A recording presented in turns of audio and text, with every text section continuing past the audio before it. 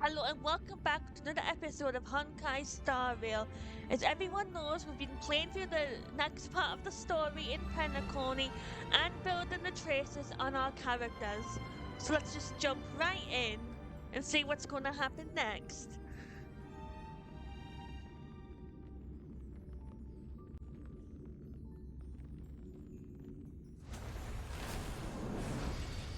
The whole thing with Aventurine yesterday nearly had me in tears, and I don't even understand why yet.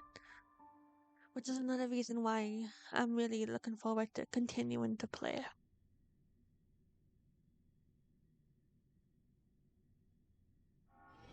It's getting late. Where to now? Well, we're gonna have to wait. We know we're busy on Penacony, and I totally get that, but we've got other things to do. That'll do. Hmm.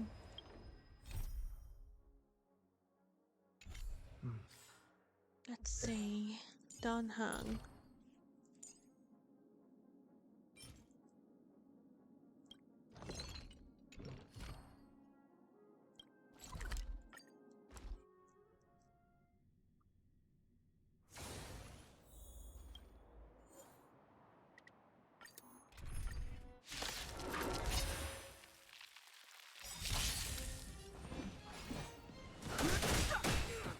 This song's for turn it up. I'm Grisha.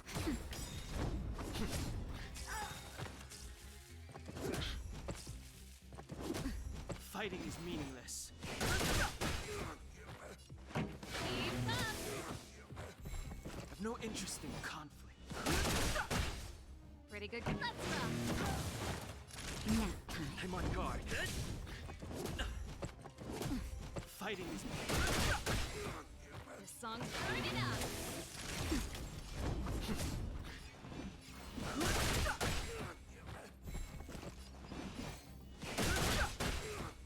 Pretty good crowd. Keep up. Not nap time.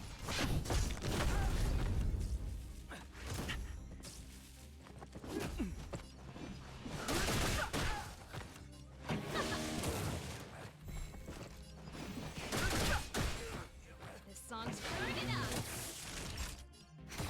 Lance at the ready. That's it. Not a scratch. Fighting is Keep up. I've no interest in Pretty good crowd. Turn it up. I'm nap time. I'm on guard. Keep up.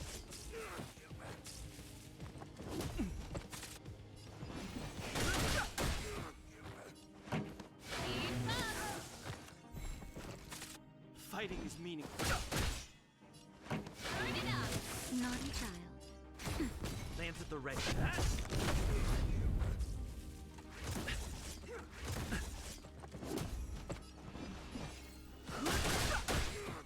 This song's for keep up.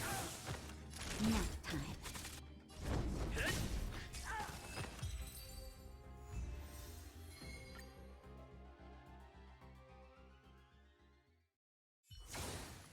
Actually, also, before I forget, because I probably will. Oh, wait. Yeah, makes my life easier. I forgot about that, too.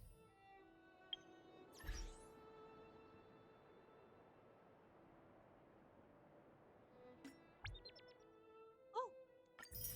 Oh, thank you. Awesome.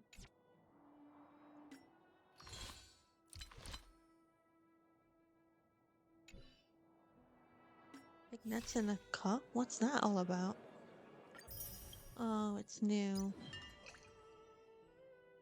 Welcome on the tombstones. Why does that sound super ominous?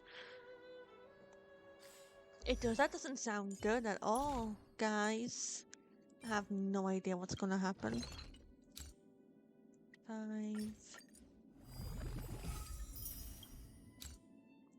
2.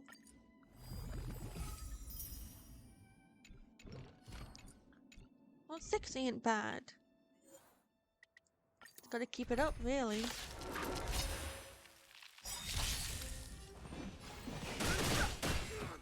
Pretty good crowd to turn it up.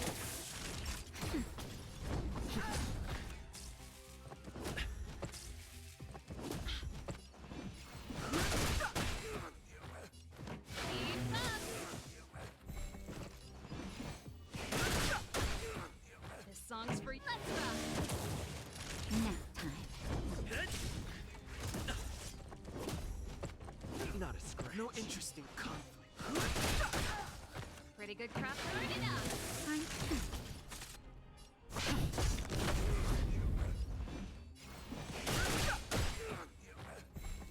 Fighting is meaningless. Keep up. Nap time.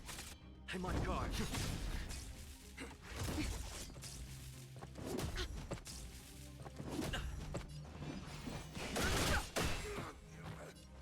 Turn it up.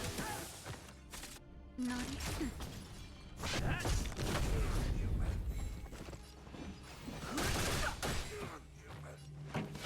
up. Time for nap time.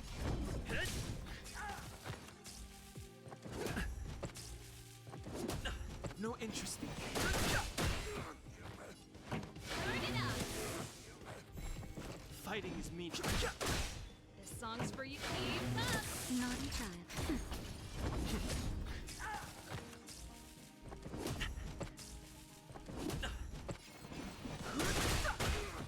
Pretty good. Turn it up.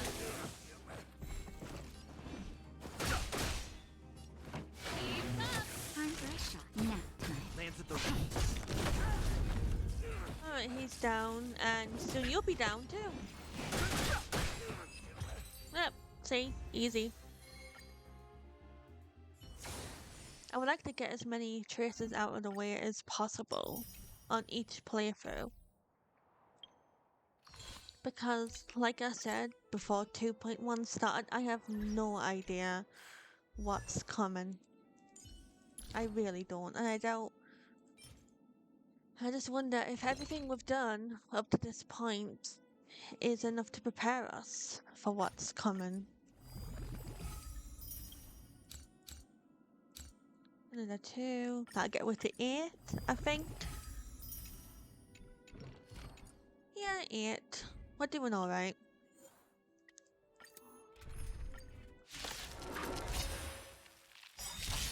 I've no interest in. Turn it up. No. I'm on guard.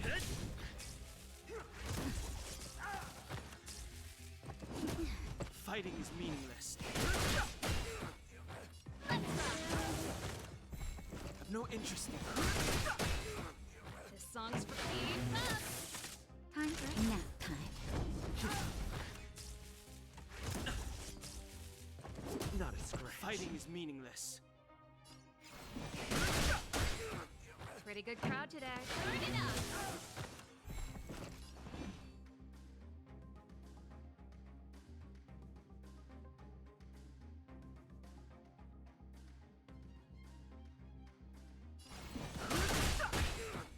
This song's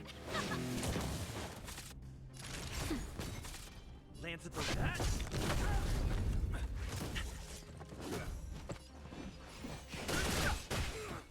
pretty. Let's rock. Not nap time.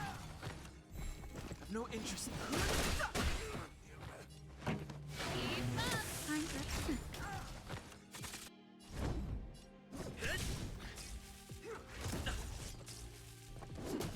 Fighting is meaningless. this song's for you. Turn it up. I've no interest in. Nap time. Fighting is meaningless. I've no interest in. Keep up. No.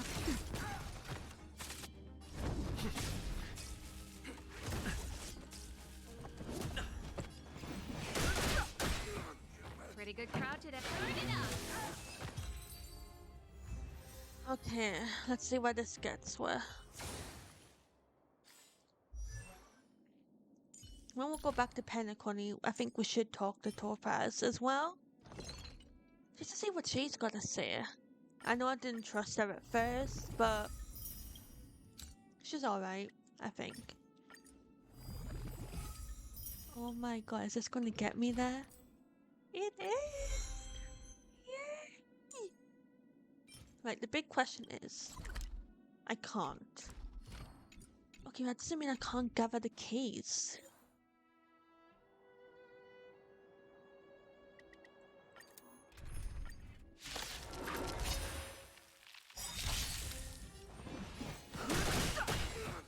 This song's for keep up. I'm nap time.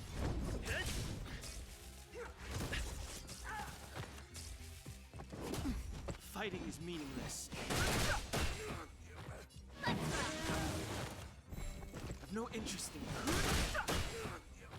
Turn it up.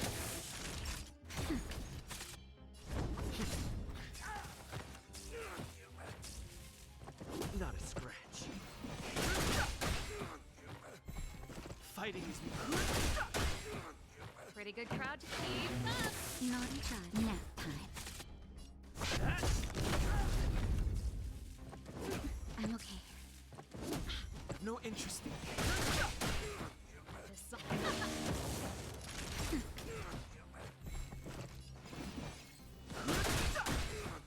Pretty good. Turn it up. Nap time.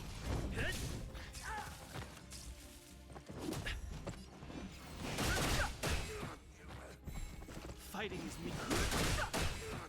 This song's for you. Keep up. I'm on guard. Considering what the last bosses have been like in this game, I'm not taking any chances with whatever's coming our way. Turn it up. I am worried about Pretty good crowd Aventurine today. though. I'm super Lands at worried. the ready. 17 system hours to live? That's what Sunday said. But like, how is that even possible? This song. Let's rock. Is that why he needs to use that cornerstone thing? Fighting is meaningless. It's just hard to think about, really. I don't think he deserves to die. I mean, I guess that depends on what he does going forward. Well, we'll see.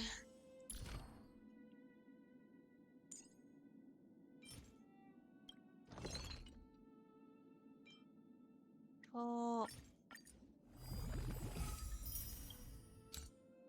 2. Well, you know, right? It's a start. And I could always use more damage boosts. Right?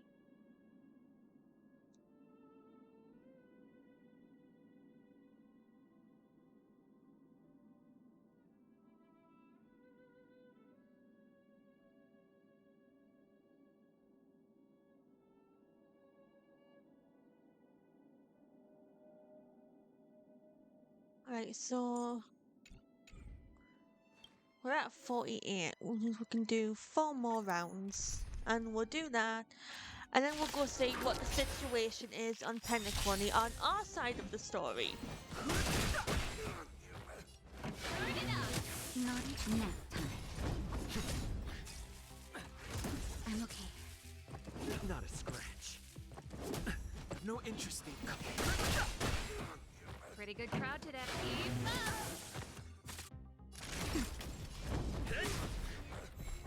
Fighting is me. Turn it up. Nap time. Lands at the. Not a scratch. No interest in.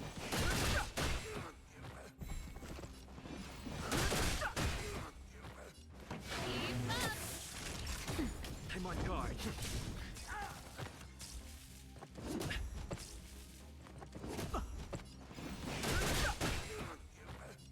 Turn it up. I've no interest in. This song's for keep up. I'm nap time. Lands at the ready.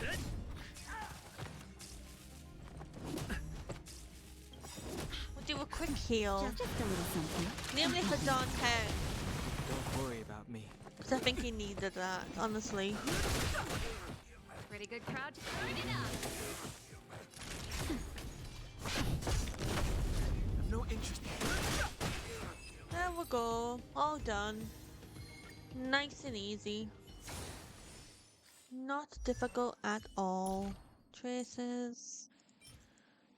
Synthesizer. 3. I don't know if this will get with the 2 if we need them. It might not. Oh, it does. Nice.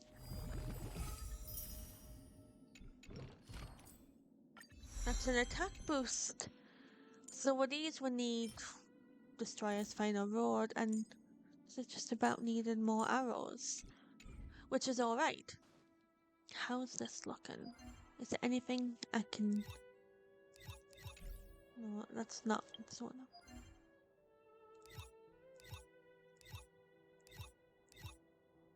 Oh, all done. Okay, awesome. Let's go back to Penacony then. And we'll speak with Topaz first. Yes. And then It's we'll getting speak late. to the Where to Bloodhounds. now? See what she's got to say. What's up, Topaz? How does it feel to be in business with Aventurine? I bet you're not used to it. That's putting it very loosely. That's just his style. All or nothing is his mantra. He's always cozying up to his clients while egging them on to undertake some dangerous assignment with him. But everyone has their merits, so I won't comment further. Fair. But Aventurine's luck has always been good. He's always closed all his cases without a hitch, and basically never lost a gamble. Which is why, on the issue of retaking Penacony, I'm watching with keen interest.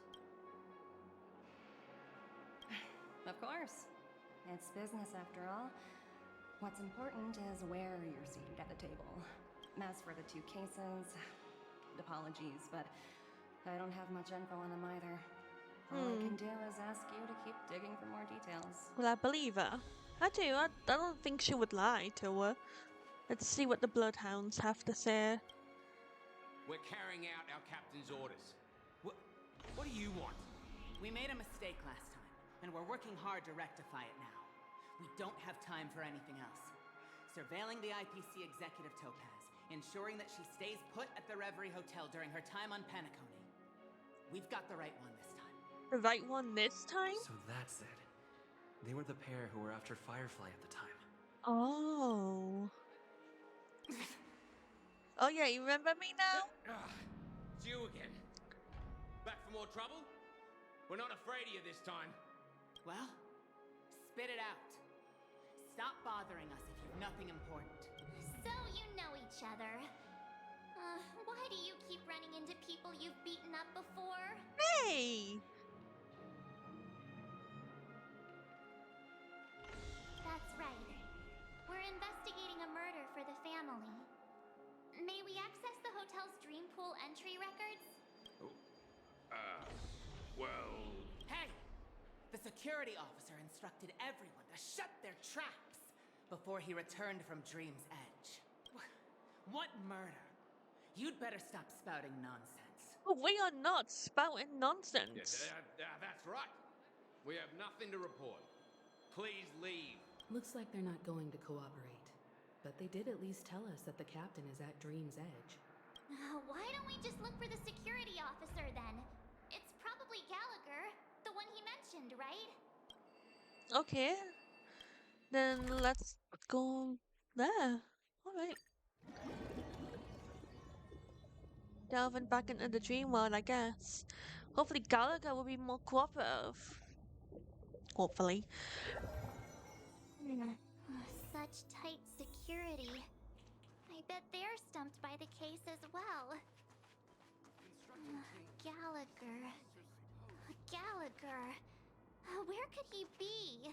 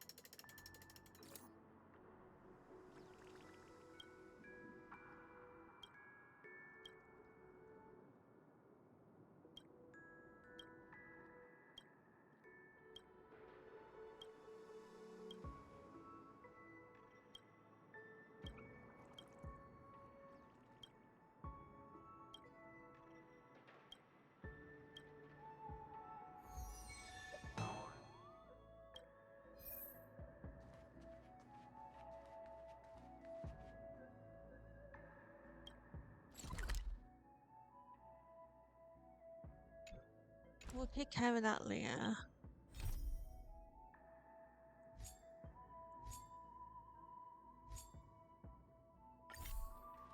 as I thought. Apologies. The Bloodhound family is running an investigation up ahead. No unauthorized personnel allowed. Hold on a minute.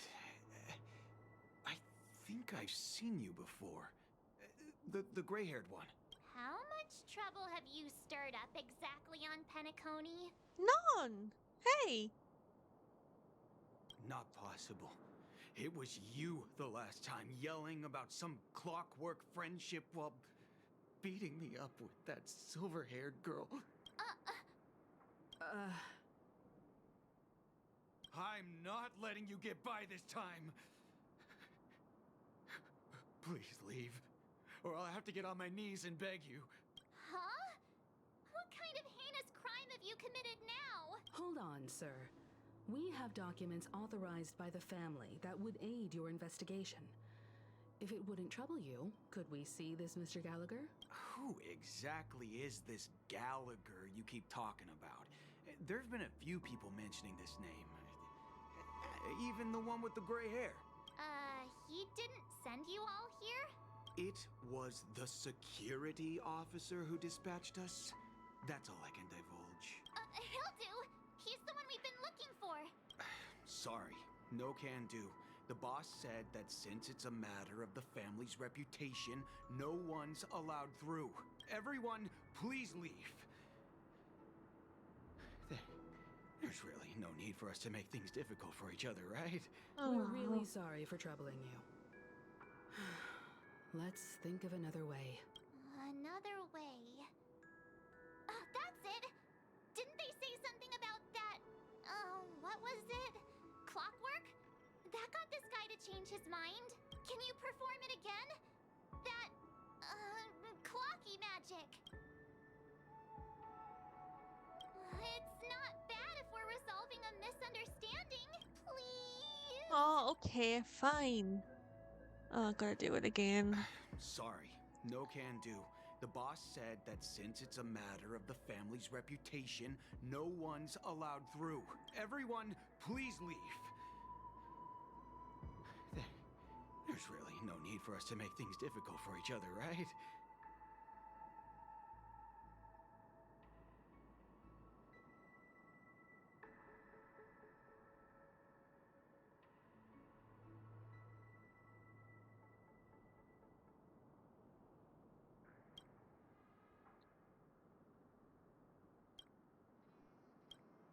Okay, let's do it. Angry, happy. Try happy.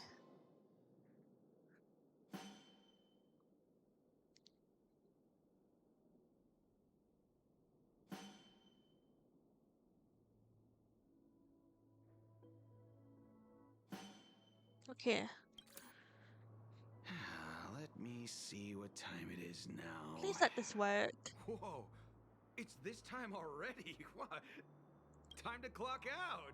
And no one's gonna stop me. Wow, that worked.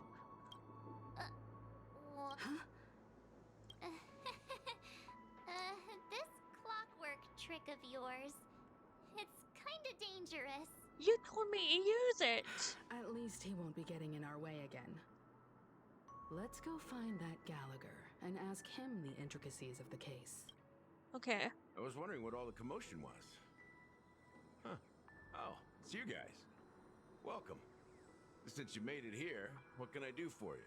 Hello, Mr. Gallagher, sir. Judging from your tone, it sounds like you were expecting us. Miss Himiko, you're too polite. There's no need to call me sir. Mr. Gallagher, you even know my name. Of course I do. You folks are from the legendary Astral Express and honorable guests of the Watchmaker. I had an encounter with this gentleman in the Golden Hour. I remember that little silver-haired girl was there too. I'm sorry for what happened to that kid. Oh.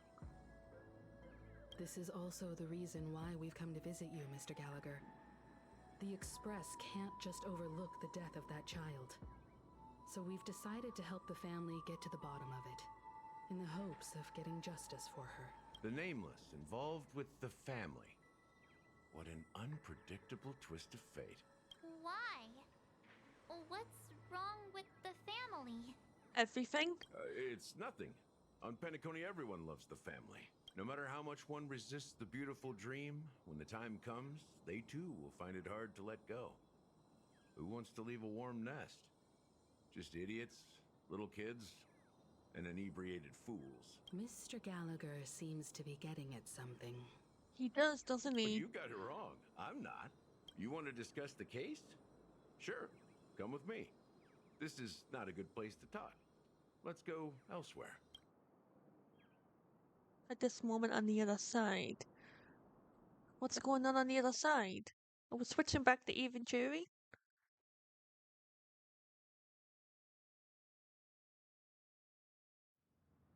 Even after that chilling tragedy, Oh, this right, well, dream is still running effortlessly. Other than the family of the Harmony, it's hard to imagine any other power in the universe that could sustain a building of such magnitude. The family itself is a huge, perfect building. Like a living idol. Each member of the family sees themselves as a piece of the divine puzzle, revolving around a singular core and a shared ideal. Under their command, they loyally fulfill their roles, offering themselves while also receiving sustenance in return. Interesting analogy. Perhaps that's why Penacony's beautiful dream has persisted for so long. But the human body has its limits, and so does the divine's. That doesn't sound like the kind of comment a Galaxy Ranger would make. Just pointing out the facts. Mr. Yang will definitely have a better sense of what's going on than I do. Why do you say that, Miss Acheron? The beautiful dream is crumbling. But not because of a particular eon, a particular faction, or a particular visitor. Its collapse stems from a certain inevitability of human nature. The family refuses to acknowledge this, and it has ultimately backfired and become a catalyst. Right. As people immerse their souls in the dreamscape, where consequences and pain cease to exist, and only ease and pleasure prevail, they draw closer and closer to necrosis. Regardless of the perceived bliss, death looms as the inevitable conclusion.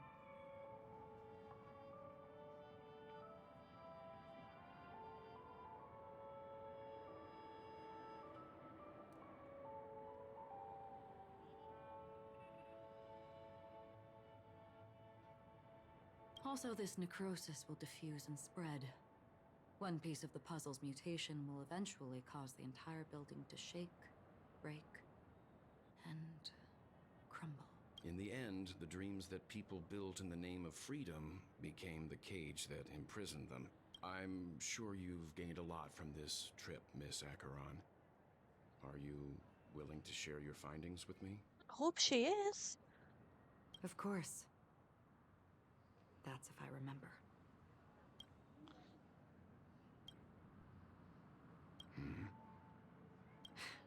Don't mind me. It's just a habit. Owing to events in the past, I've become easily forgetful. It's only when this sword is unsheathed that those hazy memories start to become clearer. Take your time. That should do it. I vividly remember everything that occurred on Penacony. Ask away. The moment of daybreak. I've heard that's where the Dawn Factory, which processes the foundation of the dreamscape, is located. Behind the dreamscape's song and dance stand many imagination factories. Workers create all kinds of whimsical works day in and day out in their dreams. Then they return to reality and sleep on a narrow bed in a room. A far cry from luxury. They say it will suffice. Experiencing the bizarre and motley dreamscape is the best reward. Really? There I encountered a young woman who had just come of age. The perfect time to indulge in beautiful dreams. Her greatest wish was to one day move to the golden hour and see the magnificent garments she had woven with her own hands. For certain reasons, her wish was difficult to fulfill. but I managed to bring her a garment.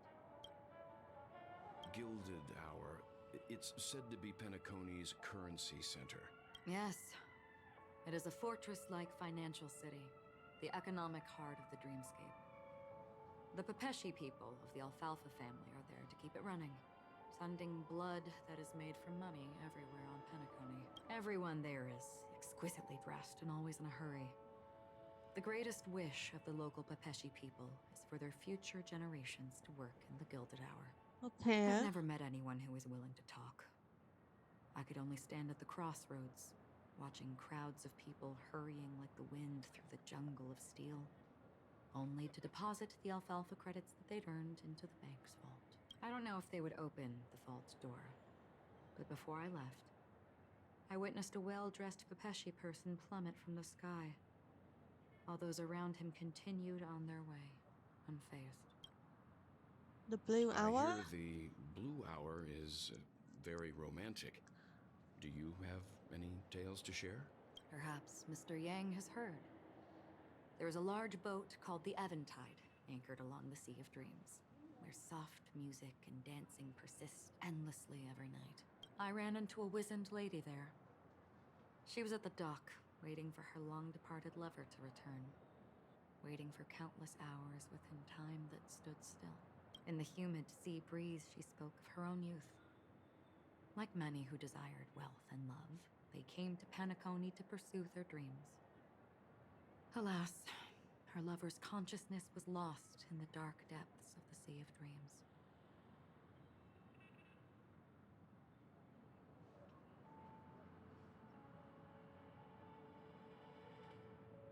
Finally, she suggested we continue our conversation on a boat in the shallows. I agreed and boarded the boat with her. But she never said anything. Her eyes absent-mindedly gazing at the horizon for what seemed like forever. Finally, we retreated to the beach. The dreamscape of chic, luxury, and consumerism, the moment of dusk. My companions have been there too. Then you all must have seen those who are attempting to realize their dreams. Or have realized them. Scattering money as if it were dust and betting it on all or nothing.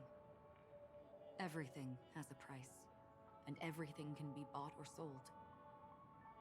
Even dreams themselves. I saw an Intellitron there, who was preparing to auction himself. When someone wins a bid, What the under hell? stipulated periods and rules, he would do the buyer's every bidding, becoming that person's very possession. That Intellitron had been auctioned off a dozen times, and I participated in his 13th. That was the grandest banquet I had ever attended. But never again did anyone cast another glance at him. This time around, there were no successful bids for him. This is what I've seen and heard along the way. Okay. So now what? Someone once said to me, Penacony wasn't like this a long time ago. Nor should it be. I've traveled through the reality and dreamscape of the planet of festivities. Watched the tides of night rise and fall when time stopped for people. Where the spirits of the rich and impoverished remain forever fixed on their own scales. This is why I think the collapse of the beautiful dream is inevitable. There might be a way to change everything. Perhaps.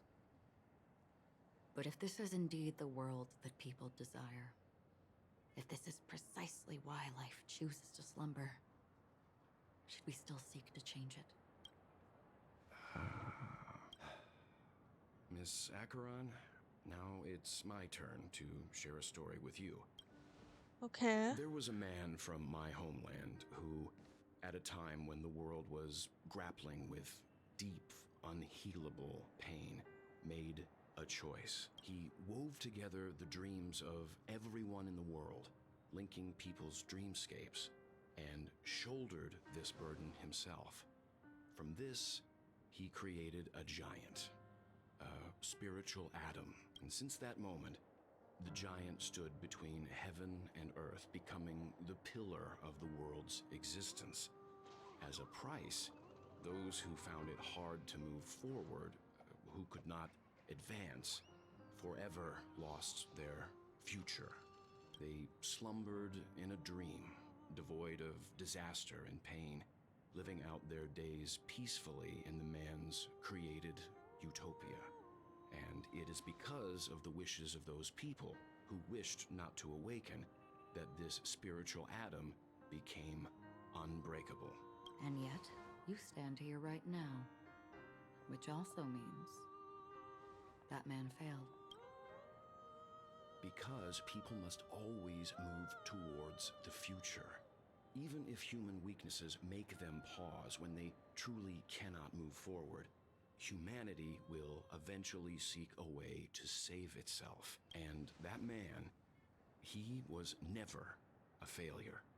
Like everyone in that world, he etched the possibilities of human nature into his heart. He was the sun chaser of legend, soaring towards the sky and embracing his final victory with his fall. He ascended to heights uncharted, only to come face to face with the sun, a place not visited by It's like anyone Icarus.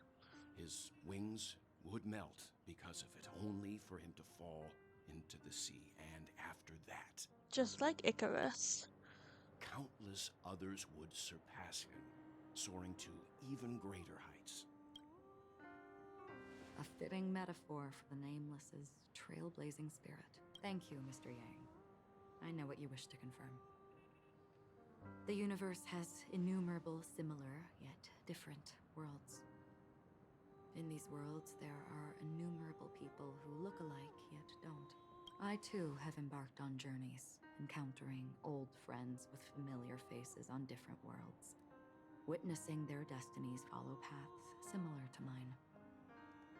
So I will tell you, even if not completely similar, the story you just told, it overlaps with my past. And within that abyssal dream, I ended that man's life. Alone. I am not who you think I am.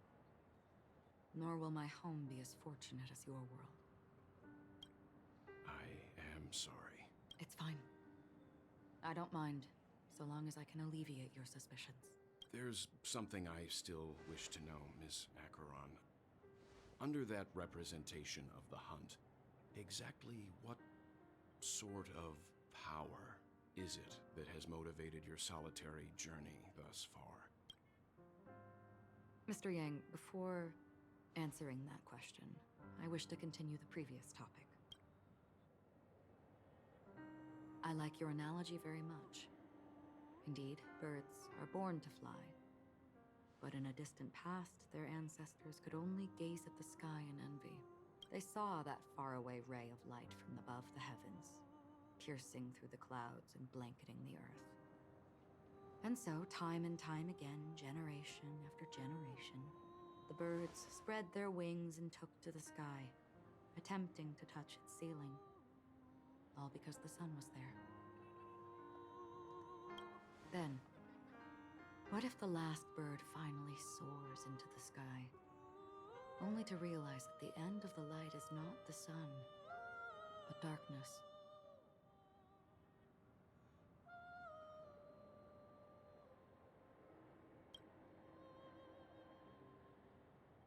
Then why, exactly, do we even walk towards the light? Because we want to feel the light, the warmth. There's so many reasons. Why? Now what?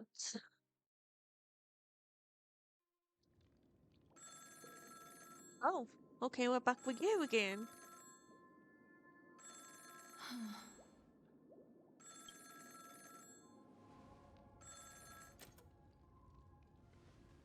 Long time no see. Having fun on Penacony? Acheron?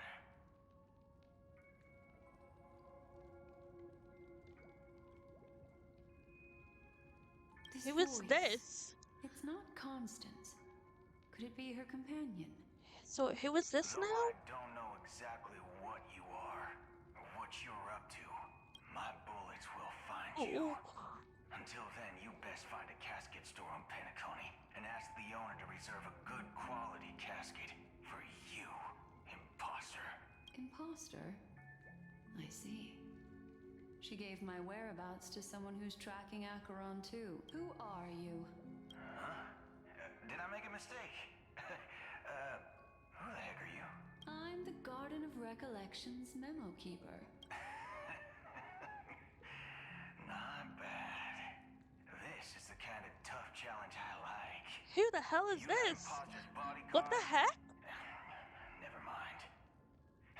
It's fine. I'll leave a round for you.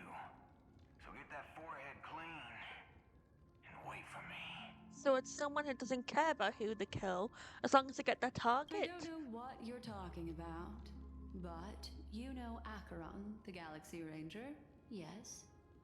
I have something to ask you. Are you asking me to write your will? Sure. Go ahead. Not quite. I only want to ask, how exactly did she become a Galaxy Ranger? What if this is the person who killed Firefly and Robin, or set them up to die? She's clearly not a path strider of the hunt, but you are, aren't you? Tell me, what's Acheron's deal? Sure. Heck, never thought I'd come across an ally. What a stroke of luck. Well, I'll be on Penacony soon. Memo keeper, go buy a bottle of his Donna's White Oak. So this Warm it person up, isn't on Penacony and at I'll raise a all. glass to you. Okay. That lady's passed. Well, nobody knows. But if all you want is a simple answer, sure. You best get a chair and take a seat. That woman, named Acheron, is an emanator who should not exist. Huh? Oh, no, we're back to okay. Oh. Come on, I don't want this guy to make me cry, but that's what he's gonna do. Oh, Aventurine. You look pale. Or is that also part of your act? I didn't think you'd have the nerve to show yourself. I thought this was exactly what you wanted. Oh? After all, I faithfully fulfilled my duties as you instructed. Just tell me if you can't hold on any longer. So, the genius of the Council of Mundanites wants to be my Undertaker now. My, what an honor. Is he gonna die? Yes. And I'm pretty sure the people at the Strategic Investment Department would love to be notified of your death in due time. No! But let's not forget, you won't be seeing them, because I'm the manager of this task. Oh, they can't do this to me! Great. Then tell your people that Aventurine is ready to go in 17 system hours. Oh, you've got a lot of nerve. How exactly do you plan on completing your task while your hands are tied by the harmony? Well, my conversation with Sunday convinced me that there's a traitor in the family. That they hold the secrets of Penacony. So, I took the opportunity to set everything in motion. I even managed to recover the gift money. Things haven't gone this smoothly since I walked through the doors of the Reverie. Now I'm only one step away from victory. Let's just wait and see. Sounds like a very elaborate way of saying that you failed. That's all I can say. Have you forgotten, Doctor? You betrayed me. Go. Do what you must. I look forward to the sight of the IPC fleet surrounding Penacony. You've achieved what you desired, haven't you? That's true, but what's your plan? Did you conceal an orbital support beacon in that gift money bag? Well, who knows? Maybe that's why I'm handing out cash even when I'm about to bite the dust. You are indeed a gambler. An insane one at that. Maybe I am. Who knows? I can't believe this. Fine. Here, take this. What is that? Open it when you're on your last legs. You'll thank me. What's this? Medical advice? Oh, he's gone. Okay, well, on my own then. You catch on pretty fast, Doctor. Oh, God. Asking me to solve a case without giving a single clue. How typical of you, wing-headed scoundrel. But the way you're all on edge about that stowaway, it's just as I guessed it would be. As for now, let the rain of wealth from the IPC fall evenly on everyone. Okay, what do I need to do? Distribute gems and ask for something.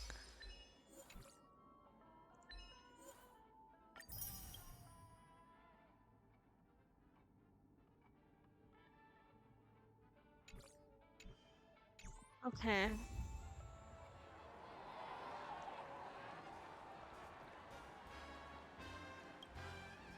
Would you be willing to support my performance? And keep the Song of Beauty alive in the cosmos? Wow, how fabulous!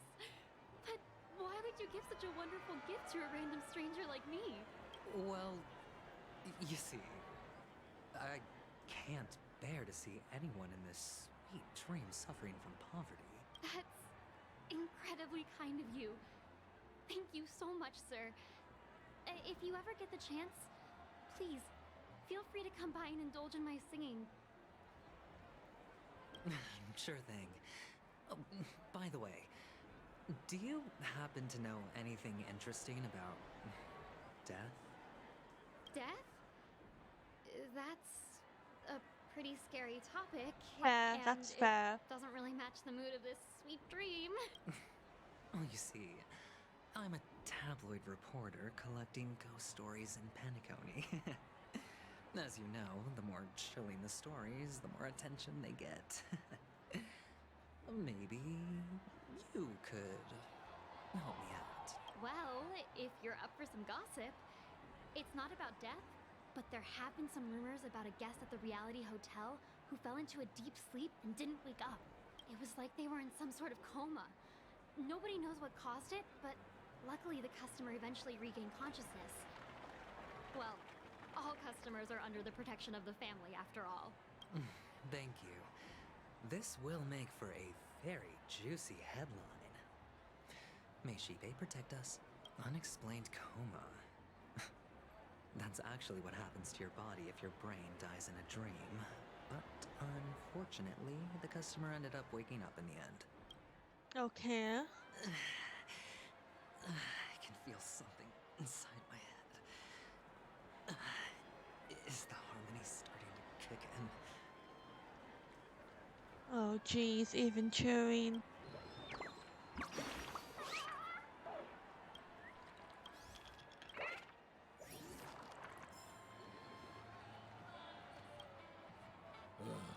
The world has truly lost its way.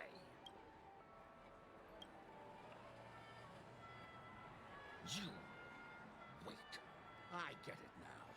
This is some sort of prank show, right? You must have some cameras set up around here to film yourself doing good deeds, right?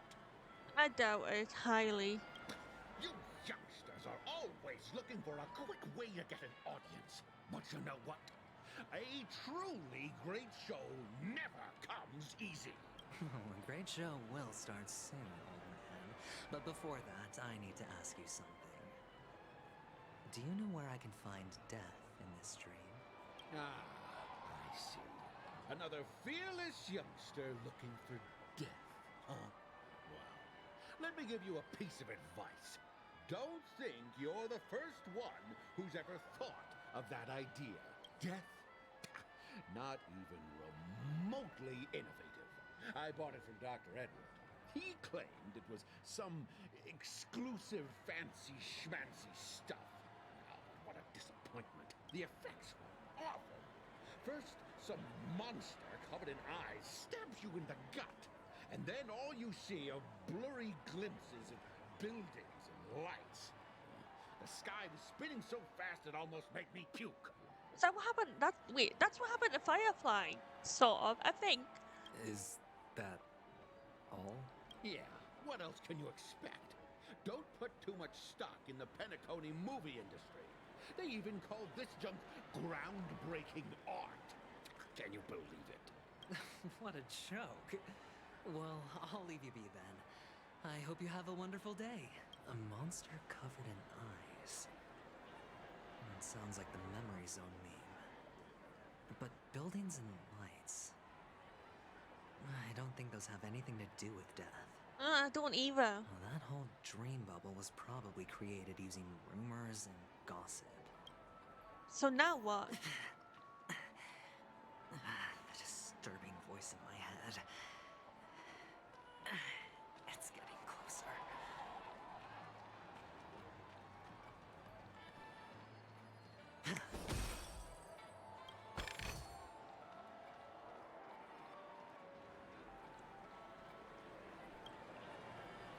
Sip of liquor, a blissful reprieve, to drown 1,000 sorrows, let worries leave.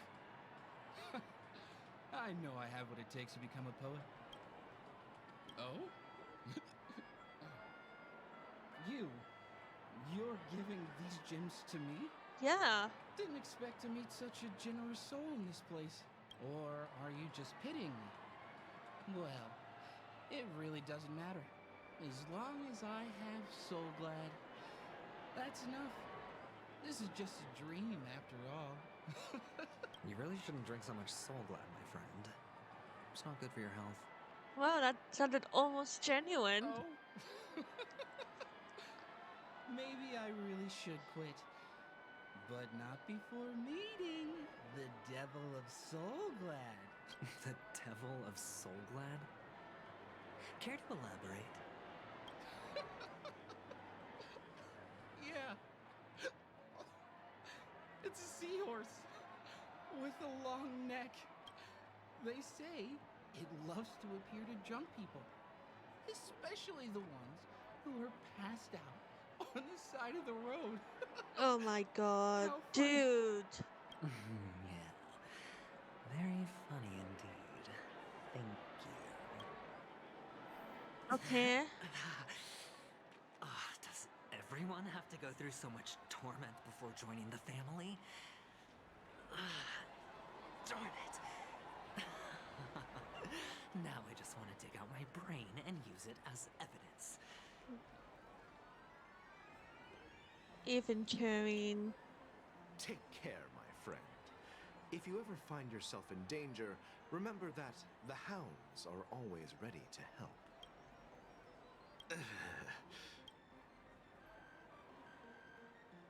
You don't look good, my friend. If you need assistance, I can contact the hotel and have them wake you up forcefully. That won't be necessary. I have some business to attend to. But thank you all the same. All right, then. If you ever need help, don't hesitate to reach out to us hounds. Well, actually, I do need a favor. Okay. As the most outstanding hound in Penacony, have you come across any stowaways recently? Stowaways? How could there be stowaways in Penacony? We've never had anything like that before. All right. Good luck with your work then. What was I even thinking? Family would never share intel with the IPC. Oh, he's not doing too good, is he? This is the one. You want to talk to me? Sure, but nothing too sensitive, okay? Huh. Wealthy people have fancy ways to enjoy this dream. But to be honest, I've never seen anyone who gives out money to others like you. So, are you trying to be the prince from the tale, handing out his gold leaf garment and melting his lead heart in the fire? I'm flattered. I'm no prince, and I just thought these gems would help you speak. So, as an investigative reporter, maybe you've heard something about death? Ah, another curious soul. I see. Well, that was actually the topic I was most into when I entered the industry. But my boss shut it down. How did your boss talk you out of it? Well, she simply said, covering baseless urban legends like that would make us look like some third-rate tabloid. I thought about it, and she had a point. Reporting on stuff like blowing out birthday candles and getting spooked by nightmare ghosts isn't exactly professional material. Guess she's got a point. Thank you for sharing. Oh, Aventurine, honey. How much longer are you going to be able to deal with this? It's getting more important. Were you wanting to talk to me? Sorry, I thought you were checking out something behind me. Is this a gift for me? Are you sure this isn't some kind of mistake? No. Yes, it's for you. Just take it. Is this for real? Someone is actually giving me a gift. Not for my parents, but for me. Thank you. Thank you so much. Oh, it's not much. I just want to ask you something. I knew it. What's on your mind? Are you trying to ask about my father or my mother? No, death. Neither. I just wanted to know if you've ever heard about death in the dreamscape. Oh, you sound just like my father. Always warning me about danger, even in dreams. He's an Intellitron, so his dream entry methods are different from us organics. Can't count on him to protect me if something does go haywire. Funny, right now I'm still under his protection. How ironic. Hey, stay positive. Oh, Gold will always shine one day, right? that's kind of sweet. The devil of Soulglad, dangers in the dream, and nightmare ghosts. Well, surely death is a popular topic in this sweet dream granted by the family. Well, I've collected a bunch of rumors, but no useful clues. Yep. Not having much luck. Running low. Well, let's see if my last lucky interviewee brings some surprises. One can hope, can't we? Who are we going to ask, though?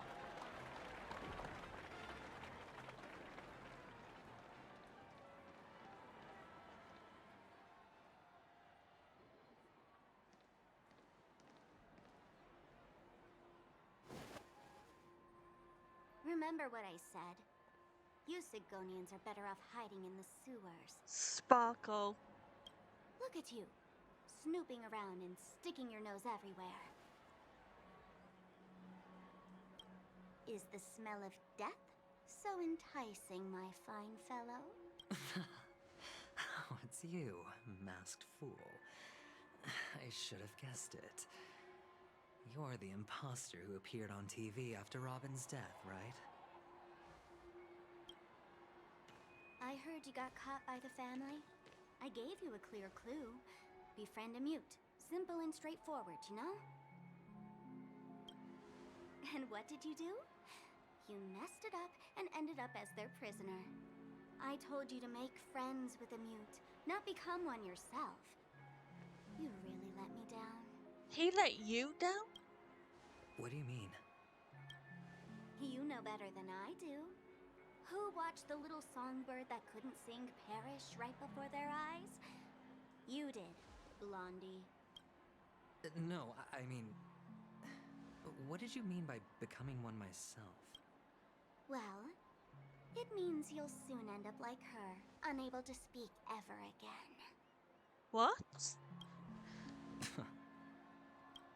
But it's a good thing if you ask me, because... Because I'm getting closer to the truth, right? Oh? Is he? Why else do you think I'm handing out cheap trinkets all over the streets, fool? All part of the act. Fool's bait. The more pathetic I seem, the more likely you'll come sniffing around. So, now that I've drawn you out, will you reward me with an answer for my efforts? Why should I help you? Don't you want to see Penacony descend into chaos? Well, I can make that happen. I just need an answer to one question. Back then, when you asked me to find a mute, did you really mean Robin? That bird has been everywhere. And what if I say no? Then I'll thank you. Oh, the word no has never sounded so pleasing. Well done. I admit I underestimated you, but what difference would it make? Let me tell you something. There were 2 mutes, but one is dead now, and the other, though he's still in Penacony, I'm afraid you'll never find him again.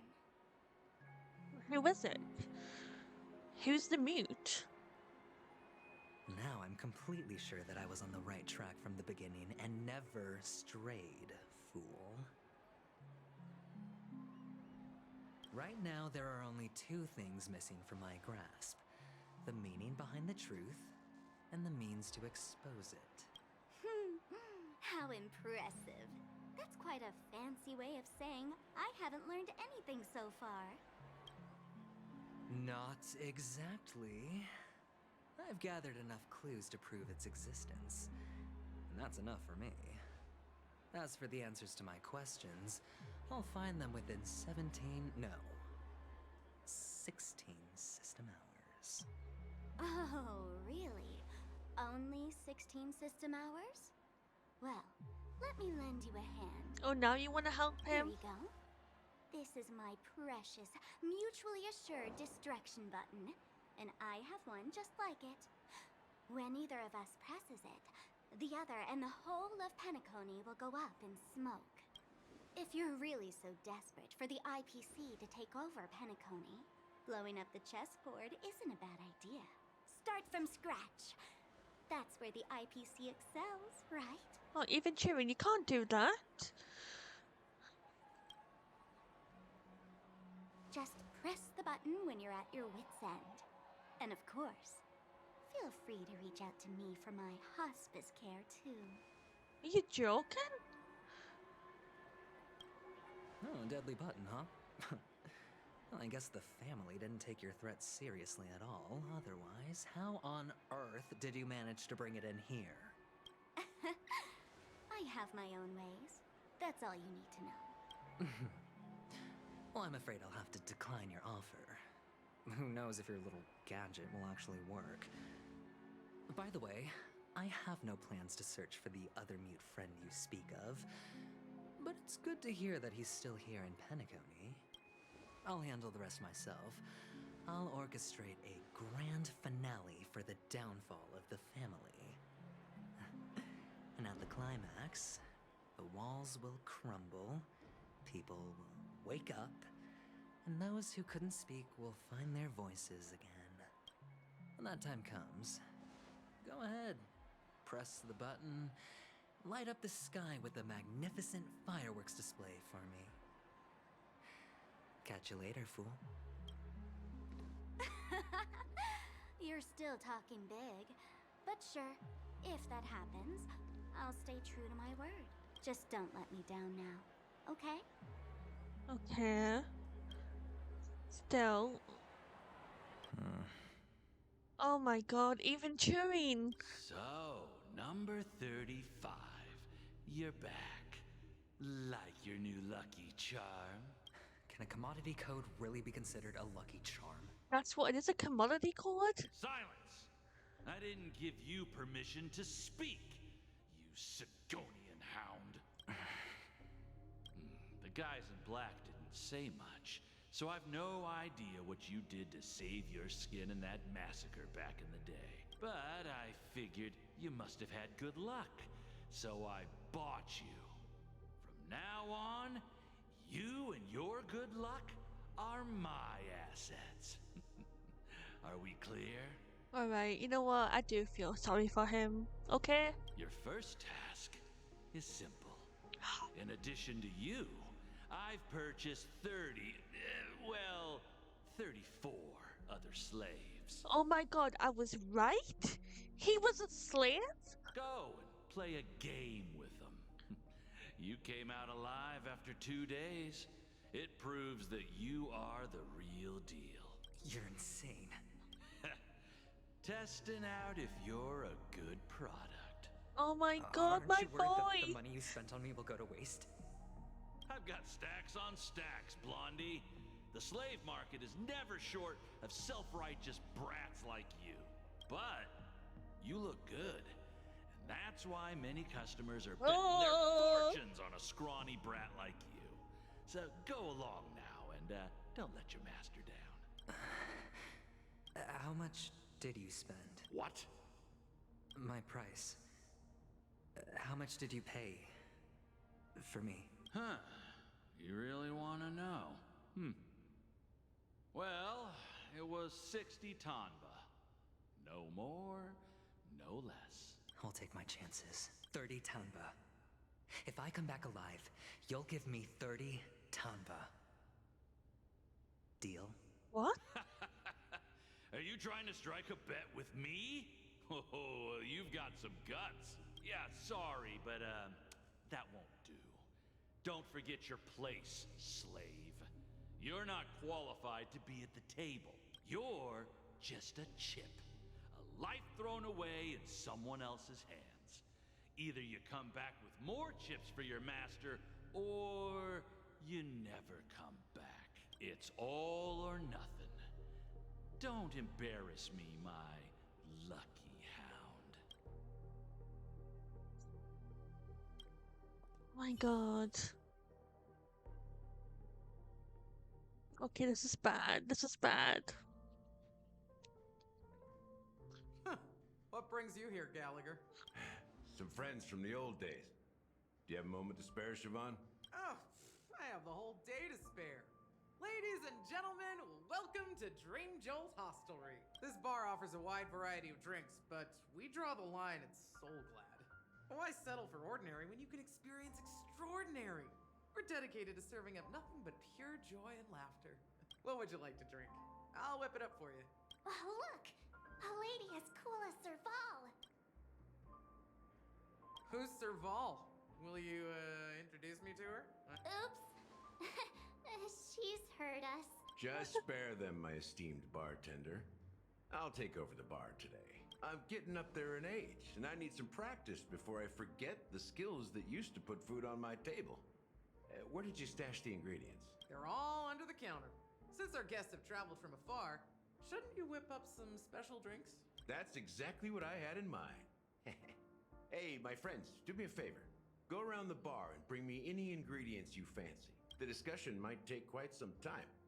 So I'll prepare some customized, non-alcoholic drinks for you. Sounds fun. Bar? But aren't all the ingredients right there on the counter? Why, we're in a dream, my lovely lady. You can help yourself to anything if you wish for it. Comfort, hunger, confusion, or even boredom. It's all within reach, right at your fingertips. Oh, did you hear that? She just called me my lovely lady. Even in reality, mixing drinks is more than just throwing ingredients together. A bartender needs to capture the bar's atmosphere, master technique, and spin a tale of mystery and anticipation. Only then can a perfect drink crafted with a customer's life story be created. In other words, what you get from your drink is down to luck, so don't overthink it. Indecisiveness has no place when it comes to enjoyment. Okay. So, I just go behind the bar? Yeah, I know the... What is this? Check out this bottle.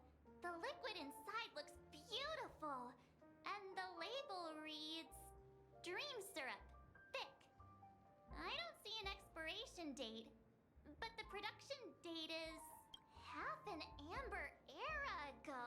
Ugh, drinking this stuff can't lead to anything good.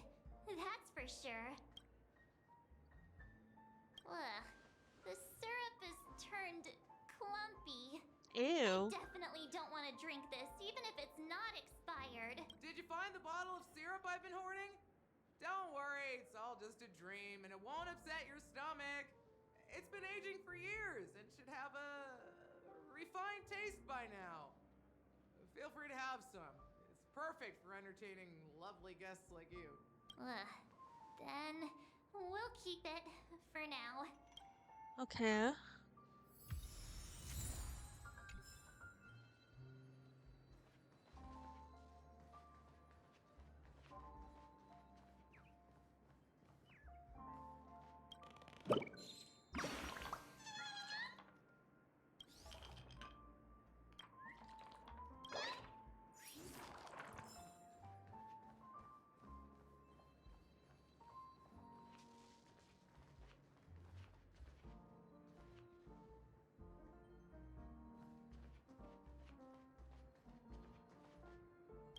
What's this? Can this be used for mixing drinks? Oh, and there's a note underneath.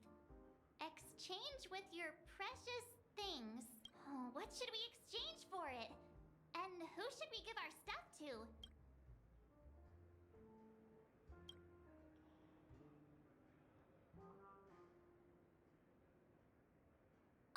Whoa! The words on the note are changing.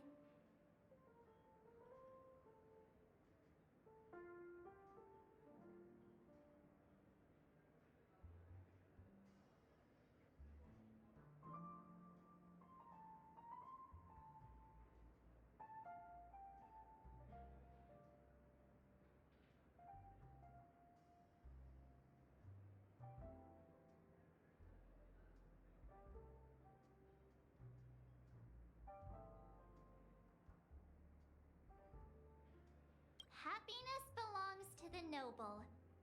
Does this mean we can take it? Doing good deeds does pay off. Thank you. So does that mean we've got our stuff or our drink? Not sure if it's enough. Stay out of my way. I'm looking for Siobhan. Uh-huh? What's all the commotion about? What the heck? Now what? Haven't I made myself clear enough, Miss Amiki?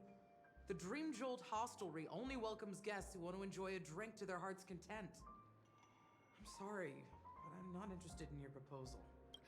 But you have the talent. You'll attract a huge audience. You're destined for the Iris' stage, not for this rundown shack. Come with me. We'll become the talk of Penacony, a shining light into every corner of the dreamscape. Please, Siobhan, I really need you. As you see, I'm entertaining my guests. Don't make me repeat myself. Fine. If you don't come along, I'll just sit here and not go anywhere else. Desperate much? Just one moment. What's her deal? We can't discuss the case with other people hanging around the bar. Hey, can you do that clockwork trick of yours again? Yeah, I'm counting on you. Okay, let's do it. You're one of Siobhan's guests, right? What can I do for you? If you're here to convince me to leave, please stop it. I'll never leave until she accepts my proposal.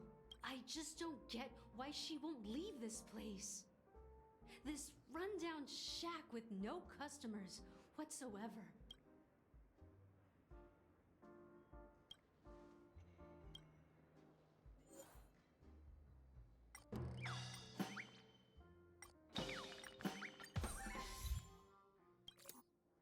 Okay, let's see what that does.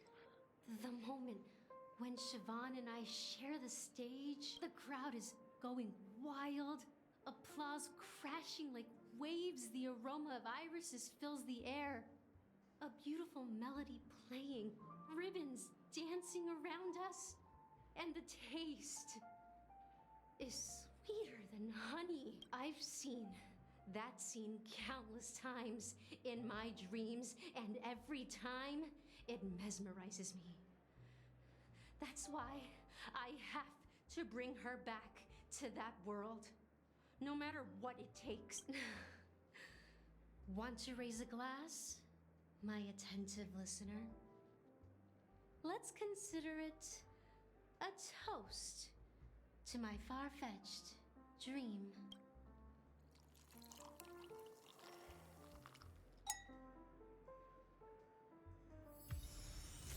She's still not leaving.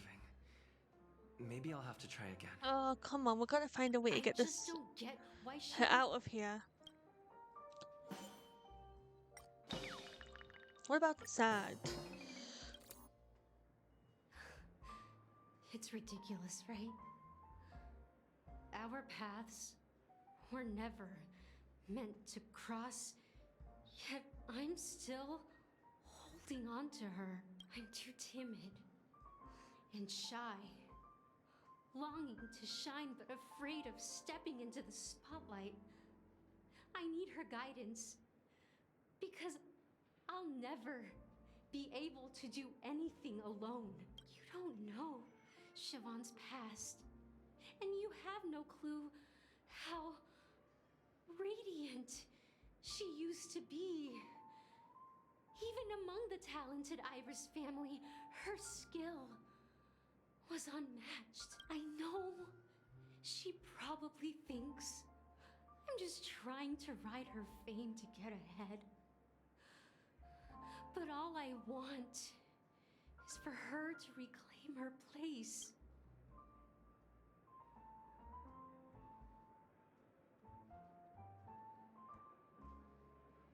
She's still not leaving, is she? She's still not leaving. Maybe I'll have to try again. I just don't get what... Okay, so sad didn't work. Happy didn't work. What about angry? Those darn Iris jerks! They're the ones who forced Siobhan into hiding here, running this pesky bar. It's all their dirty scheming. I get it now. She's not leaving because she doesn't want to run into them again. I can help clear the way for her. I can do her a favor.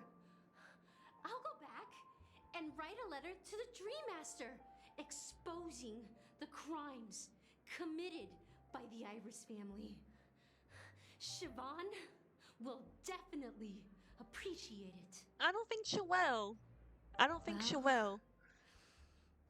Talking to you has got me feeling a bit down. My thoughts are swirling, making my mind clear, and bringing tears to my eyes. Maybe I should find a place to reflect on what Siobhan truly means to me. Here's the payment for the drinks. Oh, Please, thank God. pass it on to her. I'm leaving now. Bye-bye. Amaki has left? That's good for her. Radiant dreams may be enticing, but they're nothing more than dreams.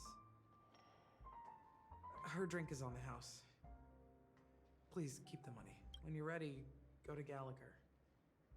I can tell he's itching to show off his skills. Oh, thank God it's over. That being said, mixing a drink is way simpler than you'd imagine. Just pick your favorite ingredients, toss them in a glass, mix it up, and it's done. So go ahead, explore the bar, and bring me any ingredients you prefer. Nice work. Let me take a look. Yeah, You we found got 'em. some interesting ingredients there. Now take your pick. Each drink has its own unique flavor, and the base ingredient sets the tone for the initial taste and the lingering aftertaste. So, which one would you like to use as the base? We'll use the dream syrup. You won't find a sweeter drink anywhere in Penacony. And that's what today's dream seekers crave. Now that you've chosen the base, it's time to pick the adjunct. The ingredient that'll create a marvelous chemical reaction with the base.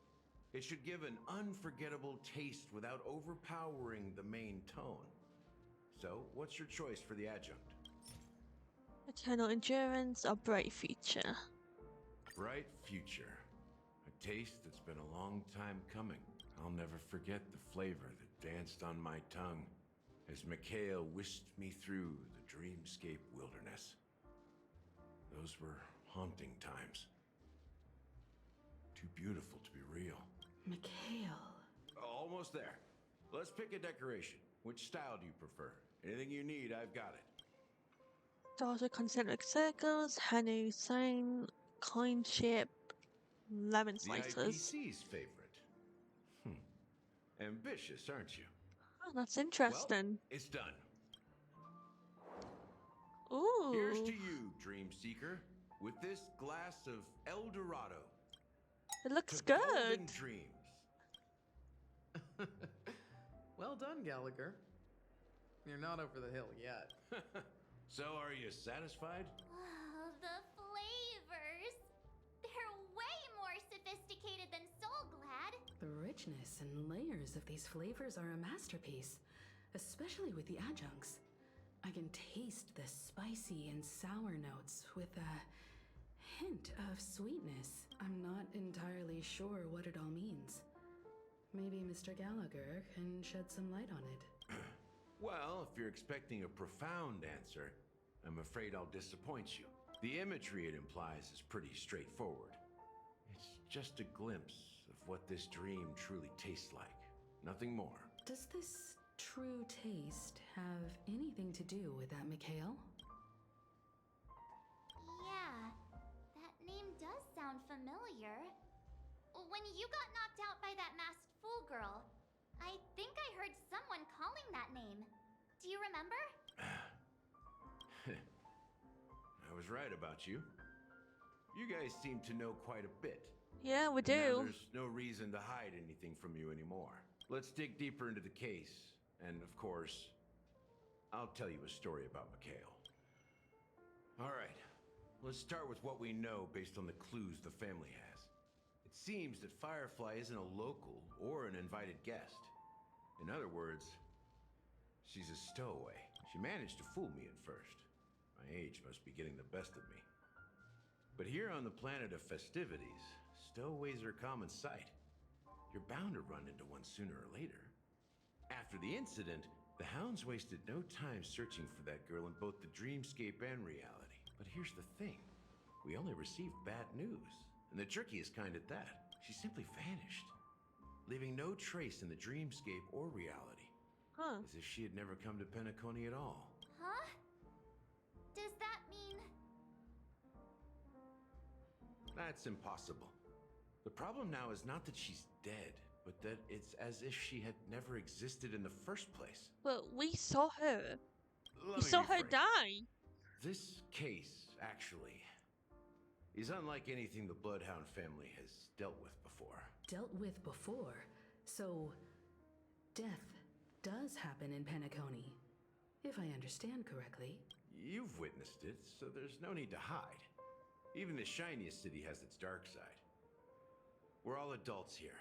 Surely I don't need to explain too much to you. Confronting the family based on that alone would be naive. Death may occur in sweet dreams. So what? Such events are highly unlikely and only affect a tiny number of people. If you really want to delve deeper into this case, you need to understand the true problem with the family. What's the true problem? I guess it's time to tell the story of that Mikhail. You're very perceptive. The Astral Express has received that music box too, right? Do you know the secrets it holds? There's a message. Witness the impossible in the realm of dreams. Find the legacy of the Watchmaker, father of Penacony, and thus the answer to the question, why does life slumber?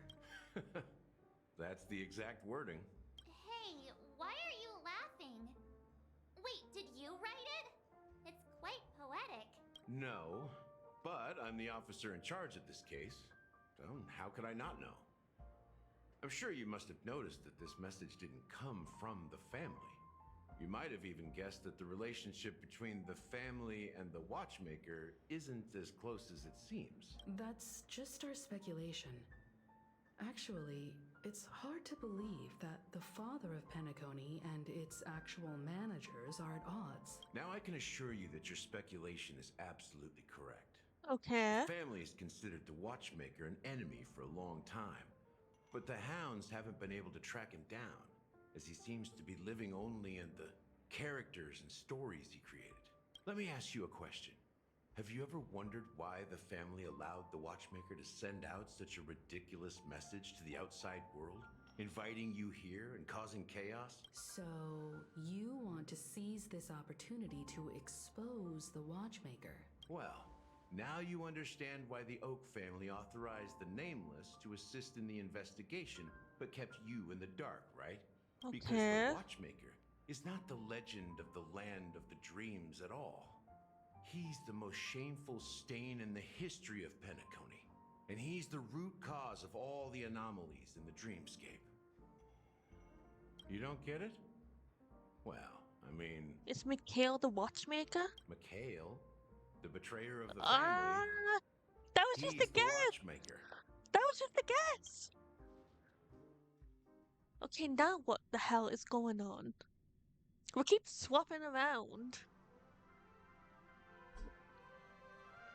Sometime later. Okay.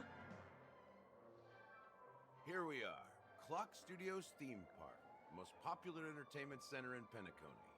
Wait, aren't we supposed to be discussing the watchmaker? I would have expected you to take us to maybe a library or an archive room of sorts. But an amusement park? The culture of a city reflects its history in the most authentic way. To you, it's a fun place. But to me, it's a prison for the planet's past. You know that Penacony used to be the IPC's prison planet, right? All the prisoners were brought here, helping the Garden of Recollection salvage the leaking memoria from the macrovoid. The prolonged exposure to high concentrations of memoria caused a unique phenomenon. The dreams of countless prisoners intersected and overlapped, and people started meeting each other in their dreams, living lives that were almost identical to reality. But everything has a price, and sweet dreams are no exception. In the end, the dream world was unable to alleviate the suffering of prisoners in reality. One of the prisoners broke free from the IPC shackles and fought for freedom. He is Hanu, the great leader of Dreamville, the great peacemaker, and the faithful companion of the underdogs. History is always written by the winners. However, it's undeniable that Clocky is an animation that draws from Penacony's actual history. These characters not only exist in Dreamville, but also in the distant past. Once you realize this, you'll understand why we're here. Okay. There are so many members of the Bloodhound family around here. This is next level weird.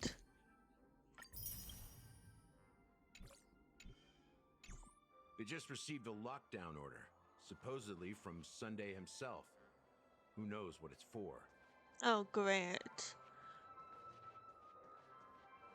My friend, have we met before? That sounded oddly like even... What?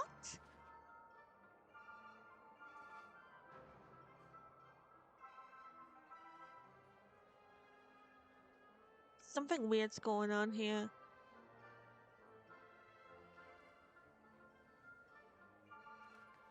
Now he had a heart attack. Investing here is like a bet you can't lose.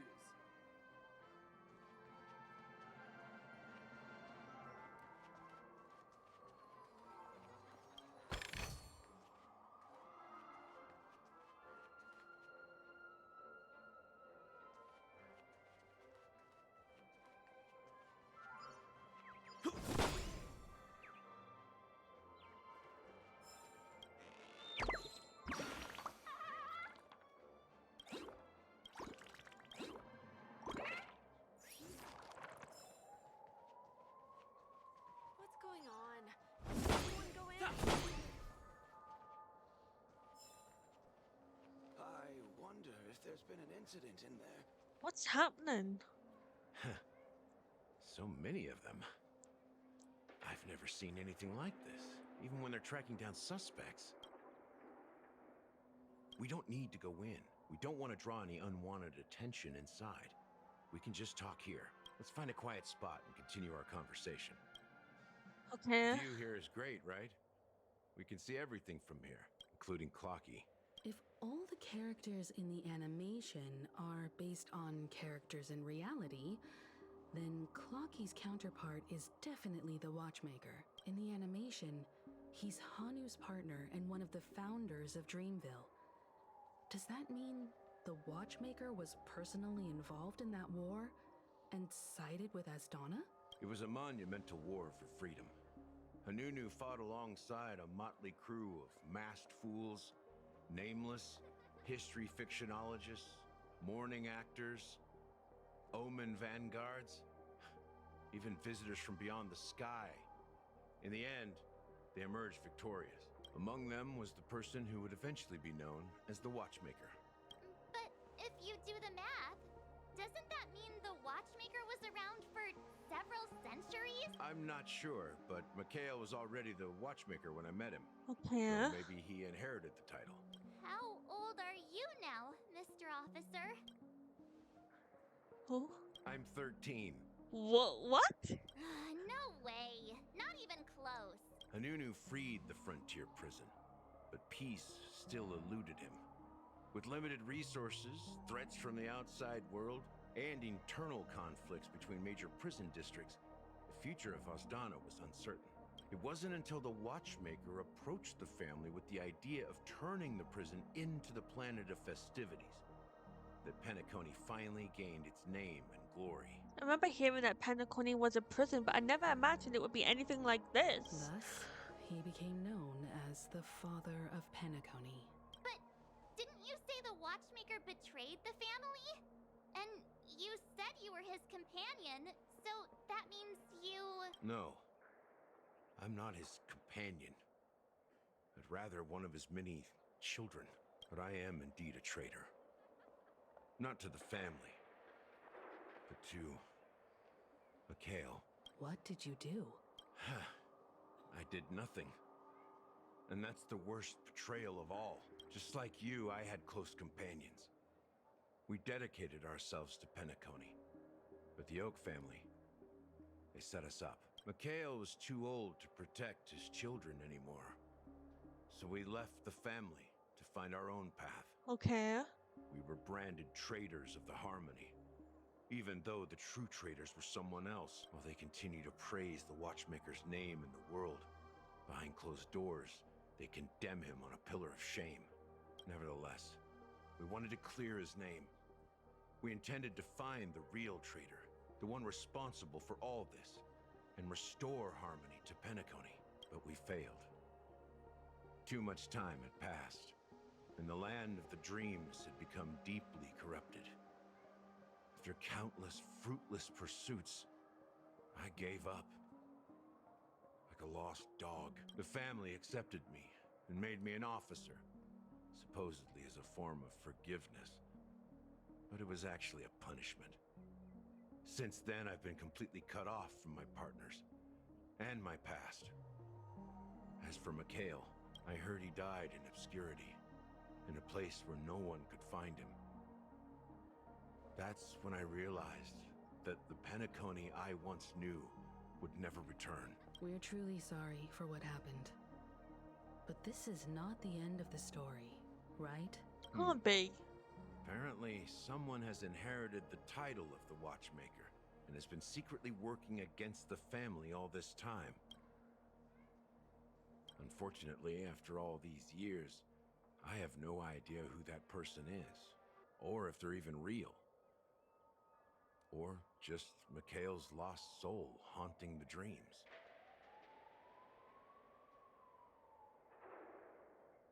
So, do you understand why I'm spilling all this info? Because I believe the girl's death must be connected to the Watchmaker's legacy. And at the end of all these mysteries, we will find the answers we are seeking. If it really is Mikhail's ghost, I want to meet him. if only for the last time. For those who despise me could form a line from here all the way to the entrance of the hotel. But those willing to look me in the eye and hear me out? Let's just say, there won't be many. I've told you all I know is a sign of gratitude. Thank you for listening to this old dog. Bark and all. Something just happened at the theme park. Now if you'll excuse me, good luck to all of you. So what do we How do ironic. now? What's so different between the stowaways rejected by Penacony today and the dream seekers once hailed as pioneers several amber eras ago? So now what? Gallagher does have a troubled past, it seems. While Firefly's whereabouts remain a mystery, his stories shed light on our suspicions about the true identity of the Watchmaker, his connection to the family, and the power struggles hidden behind sweet dreams and death.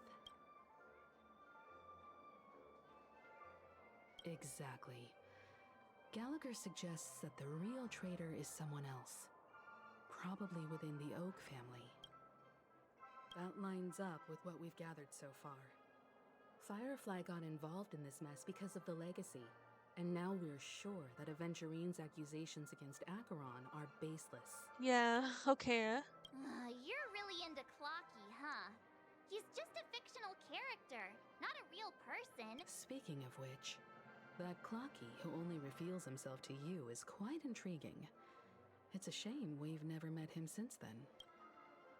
Now that we've confirmed a lot of our suspicions, let's take a moment to think about the clues we have. Send a message to Welt and see how things are going on his end.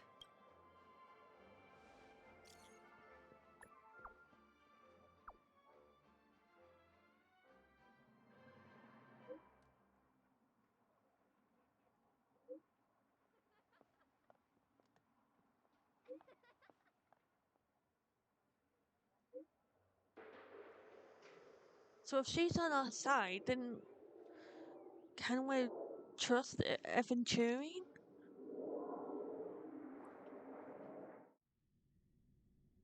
I know we're going to her POV. We do like Pavilion. Are your companions worried about you? They're just checking up on me. Let's get in and get out. Seems they've made some progress. Looks like we're about to enter the depths of Dewlight Pavilion. It's been a smooth ride. Almost too smooth for a heavily guarded mansion. Let's see if there's anyone waiting to greet us.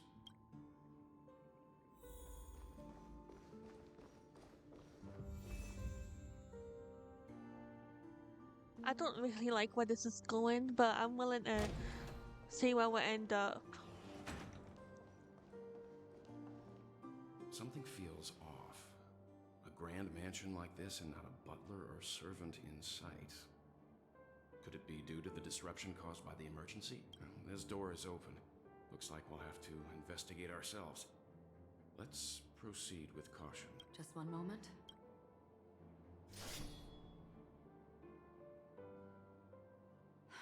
Light. I've made myself less noticeable. The crew can explain their presence as authorized by the family, but I can't come up with any excuses for being here. I see. What an interesting technique. Okay.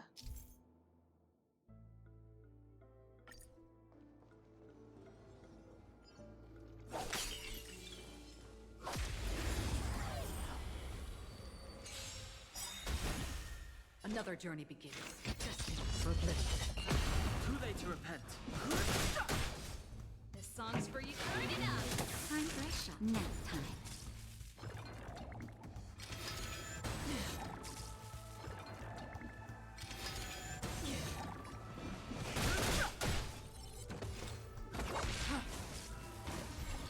No interest in conflict.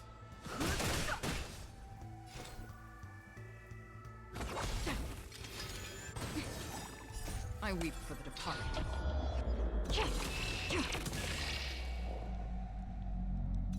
It too shall fall.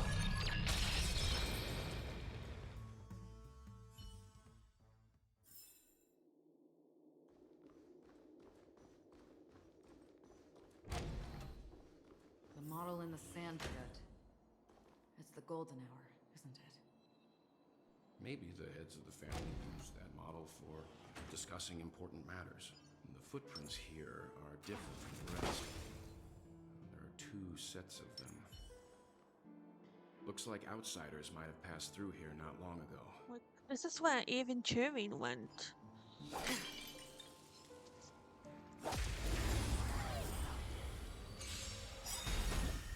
Ready to lose your... You can fight it, or rock with it! The truth of life and death, revealed in the sanctuary, is but a vision. Right.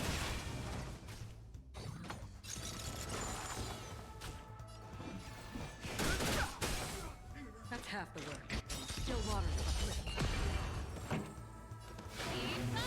Naughty child.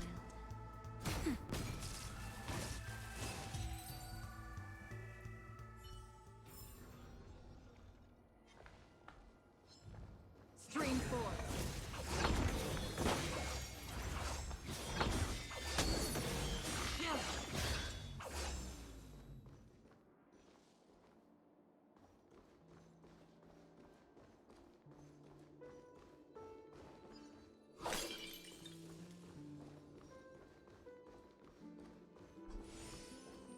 Well, there aren't any people in this mansion. They've set up quite a few mimetic guards to patrol this place. This is where it ends. Justice for oblivion. I weep for the departed. It too shall fall.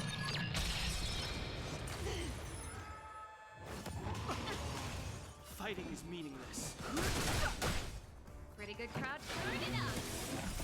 You can fight it, or rock with it. Nap time. Just a little something. And nothing. Don't worry, it's just a scrape. Still water for Flip.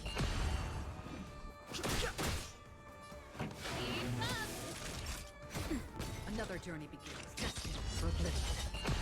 No interesting conflict. The truth of life in this sanctuary is but a vision. Right.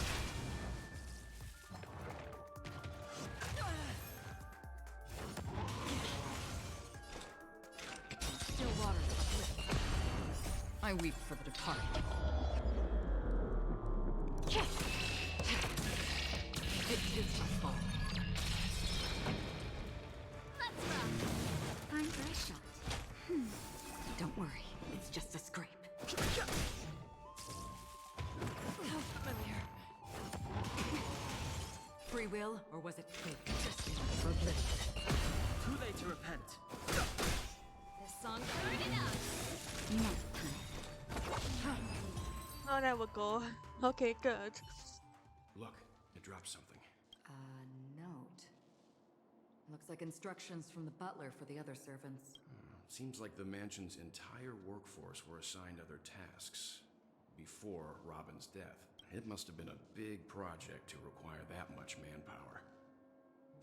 The Charmony Festival, perhaps. But no matter Maybe. what their main priorities are, there should always be someone left at the mansion, right? So you're saying someone deliberately cleared the place out? I think so. Yeah, but I don't know why.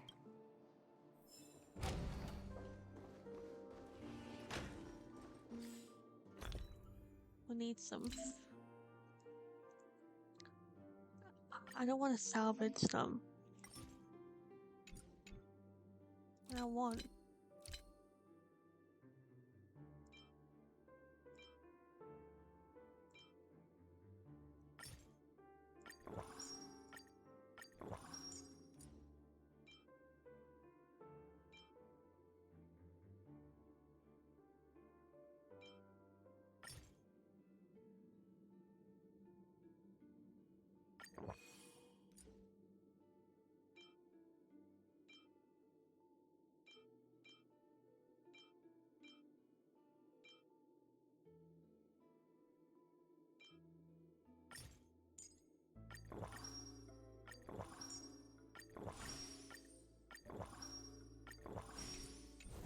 There. HP's full. Let's keep moving. This is where No one here either. Aventurine and Sunday and Ratio were. Since no one's around to entertain us, let's make ourselves at home. Stay close to me so that my white can cover you too.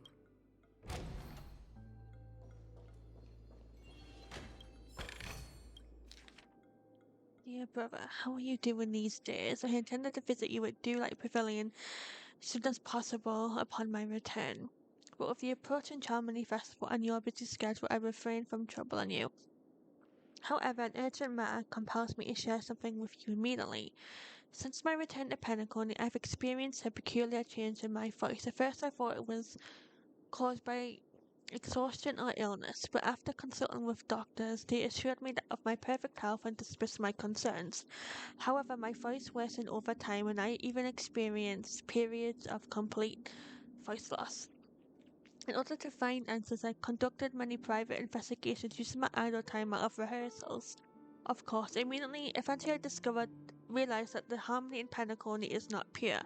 A discord lurking within has tainted my voice of harmony, which I believe to be the root cause of my vocal issues. I immediately realized that such levels of interference can only occur if either a powerful external force is pulling the strings, or if a senior member of the family is involved. Unfortunately, further investigation has led me to the latter conclusion. This is an extremely alarming discovery. A traitor has emerged within the family.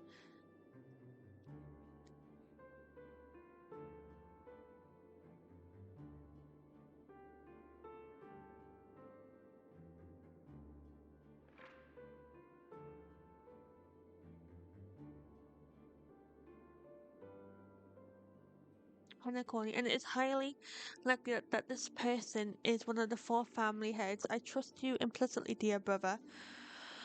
Because of our promise, with the Charmony Festival on the horizon, I fear this person intends to impede its progress, or even use the festival with some other ulterior motive. At any rate, I suggest you monitor the other family heads while also prioritizing your own safety. You are the only true family member I have left. There's another matter that requires our attention. During my investigation, I learned about the memory stone meme death, and my further inquiries led me to believe that the culprit who directed it to cause this series of incidents is likely the aforementioned traitor in the family. I've collected more clues and am prepared to verify my hypothesis. Rest assured, you can just focus on the preparations for the Charmony Festival. Once I've thoroughly investigated death, I'll come and meet you immediately. It won't take too long. Given your heavy workload, please take care of yourself. Don't stay in the dreamscape all the time. Spend some time in reality when you are free. I've brought some more special eats from other galaxies. Giant moa pudding, tarts from Marillions, wild strawberries from Aconiaco, known for their exceptional size and sweetness, which I'm certain you'll enjoy.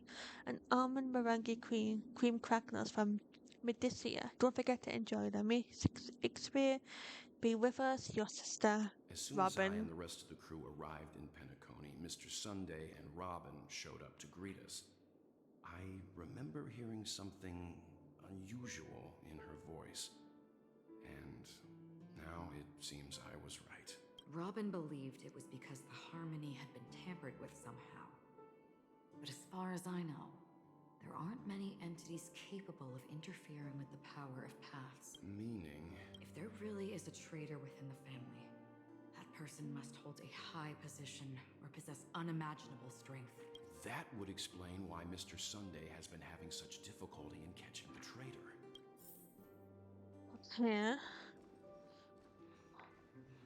What's this? Nothing I can touch, apparently. This light cone is securely guarded. It must hold some important memories. According to Robin's interview, despite having performed on so many grand stages, her favorite performance was a pretend show she put on with her brother when they were just kids. I wonder how their relationship is now. Growing up brings gains, but also losses. Yeah, time has a way of smoothing things out. The beautiful dreams of youth will eventually fade away. And so a male Halloween was dragged into the sea by an unknown meme while sunbathing on the beach. in the moment of oasis. Subsequent search and rescue operations proved unsuccessful. Note, this was the first case. Can't tell if anything is wrong. Insufficient investigation. Mori, a male from Shanzhou, entered a spheroid in golden hour and mysteriously disappeared while the spheroid was bouncing in air. Later examination showed no signs of forced entry or exit on the spheroids. Note, it seems the culprit can ignore physical barriers. Conventional investigation methods feasible.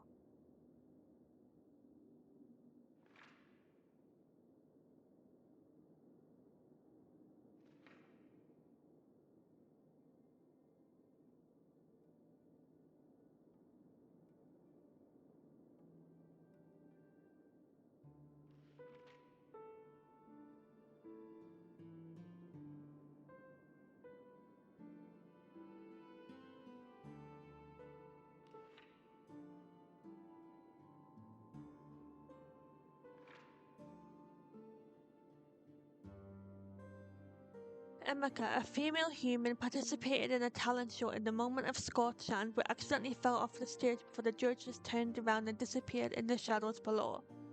The footage for that episode of the show has been deleted. Note, the culprit is swift and skilled at disguises. Caution is advised. Weber, a male Pepeshi, fell down when entering his office on payday in Gilded Hour and was killed by an unknown meme that suddenly appeared. The memories of witnesses have been processed. Note, preferring to attack wounded or vulnerable individuals uncertain may be taken orders from someone else. Shemet, a male Pepeshi, was taken away while flipping over a card at a casino in a moment of stars. The casino staff has dealt with the aftermath of the incident. Note, flipping a card.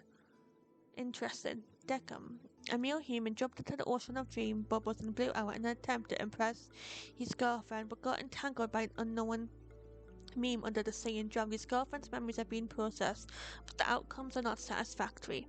Further intervention from motivators may be necessary. Note, most cases are related to the ocean. Could this be a breakthrough? Additional note scratcher that after checking, only 2 cases were related to the ocean. Kayaksa, a female Foxian, was engulfed by an unknown meme while playing dreamy slots in Golden Hour. The incident caused a huge commotion at the spot. The memories of most witnesses have been processed. Note, could it be the Sweet Dream Troupe? Does it have the inability to imitate and learn multiple culprits? There is likely a mastermind behind the scenes. Kambega, a male bloodhound, was attacked by an unknown meme before his shift changed in the moment of serenity, resulting in his death after a fight. Security measures have been enhanced in this prison area. Note, no notable details in this case. Need to ask the bloodhound family to strengthen defenses in the prison and other facilities. Janet, a female human, disappeared while visiting the film history gallery at the museum in the moment of soul. She was drawn towards a mysterious sound calling to her and walked into a screen, vanishing without a trace. The site is being cordoned off. Note, this is the only case where the culprit demonstrated speech ability. Further verification is required to determine if this is a false claim. Monk, a male Intelligitron, was attacked while replacing his newly purchased high-grade vision sensor in the auction at the moment of dusk. Note, vision sensor, noteworthy. Annette, a female Pepeshi, vanished while touching up her makeup in the bathroom before the graduation ceremony at paper forward in the mirror in the moment of soul. She was caught by a meme in the mirror and disappeared. Witnessed by a teacher at the scene. Mirror noteworthy. Current hypothesis is related to sight. Chloe, a female Intelligitron, was attacked by a meme and disappeared when she blew out the candles during her birthday celebration with her friends in Blue Hour. All witnesses are currently receiving treatment for motivators. Note, more attacks occurred in dark or dim environments. Is sight really a trigger? Carissa, a female Halovian, was harassed by a fervent fan backstage for her performance in the moment of Scorchand and was subsequently abducted by a meme during her escape. The Bloodhound family has apprehended the fan. Note, abducted. Keep a lookout for this fervent fan. Dorian, a male human, took a nap before the end of his shift in the moment of daybreak without telling his managers and was abducted by an unknown meme hiding under a chair.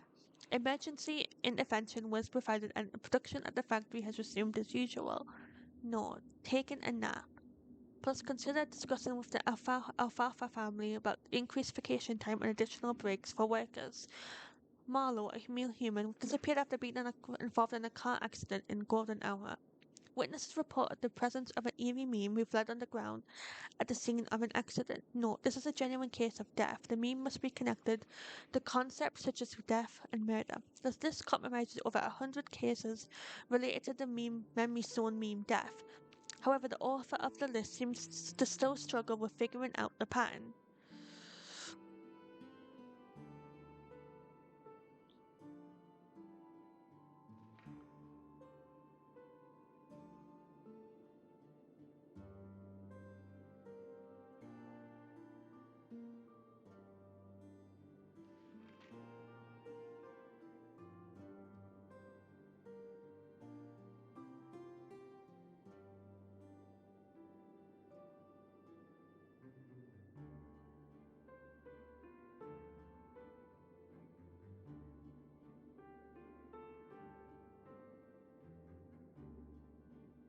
So a lot's been going on. Robin, Firefly, and the other victims. I don't see any commonalities among them.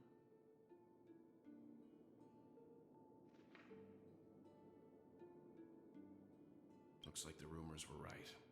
Death does seem to be targeting random victims. And based on Sunday's notes, he's no stranger to death. He's just surprised that it has resurfaced. So where is Sunday now? I knew we were going to get a look at these. Just a matter of when.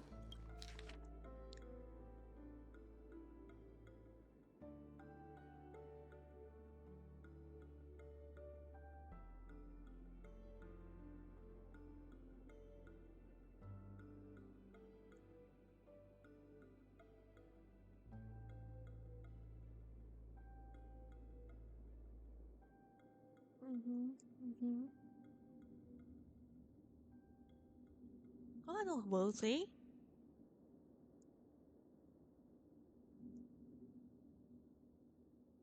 Mr. Sunday has done some serious research on his suspects. This traitor must have been causing trouble for the family for a long time.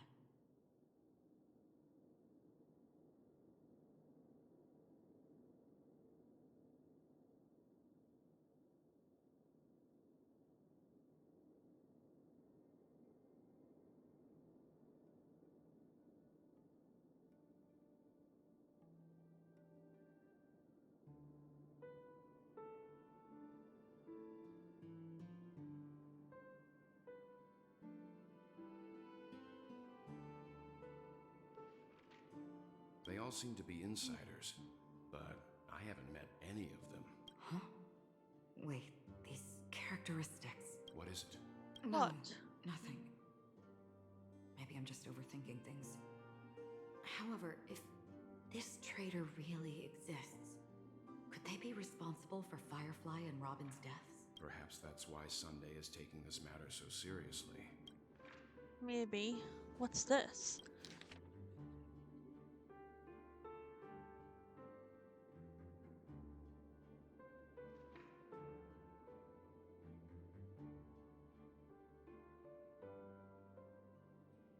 Old Oti? It seems neither the Dream Master of Penacony nor this old Oti is happy with Sunday's recent performance.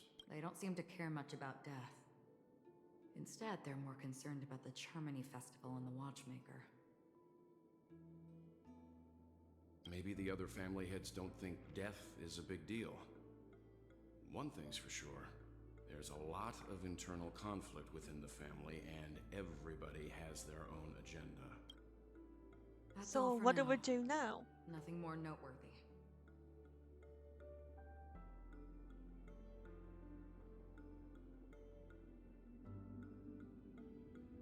Before coming here, I had all sorts of scenarios in my head about dealing with the family. I did not expect an empty mansion. Maybe that's how he wants Watch it out. though. Someone's approaching. Uh-oh. I don't think trespassing on forbidden areas is the way to be a guest, Mr. Yang. I knew he would come back. Frick. Acheron? The Galaxy Ranger? Our apologies, Mr. Sunday. Nobody came to greet us, so we entered without permission. I hope you can forgive us. But even if there's no one to greet you, you should wait for the host. Don't you agree? Even without the famous Galaxy Ranger. As far as I know, the crew has officially accepted the family's commission, so coming here will be unnecessary for you. On the contrary, that's exactly why we're here, to ask you about the case and gather more information. We don't want any loose ends. Well, since you've come with goodwill, I have no reason to show you the door. Rest assured, he hasn't figured out that we went through those documents. Well, maybe you shouldn't say that. While the truth remains a mystery, I'm getting close to it. I assure you that the traitor will soon pay the price. Let's hope justice will prevail soon. I have a question for you, if you don't mind.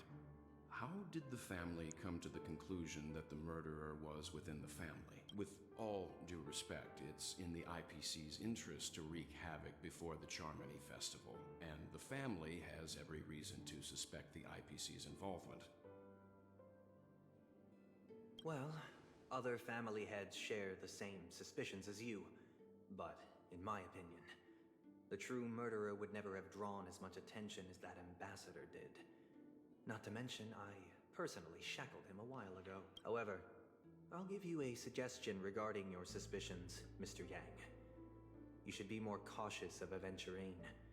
While the wicked can't break through high walls, they can plunge their evil dagger into the heart of the righteous. He's a businessman, not some philanthropist. But right now, he's out there handing out his wealth on the streets. And he went to the Clock Studios theme park all by himself. Who knows what kind of scheme he's cooking up? While the family is dedicated to keeping our guests safe, it might be wise for you to stay alert. You never know what unexpected troubles could arise. You were just setting me on edge, dude. Right, we're going back to Aventurine. Oh god, I'm worried about him like heck.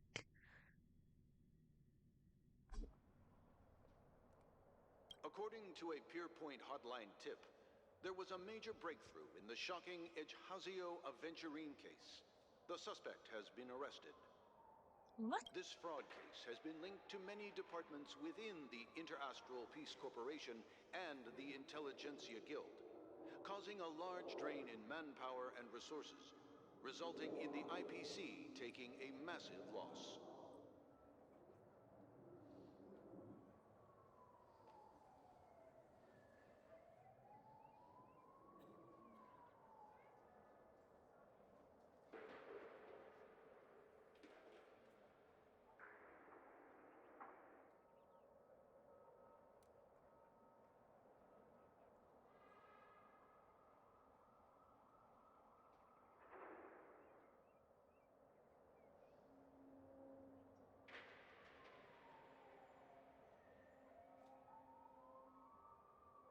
The case's main suspect originates from Sigonia 4 and is one of the survivors of the second Kataka Avgin extinction event, who does not carry an interstellar refugee travel permit.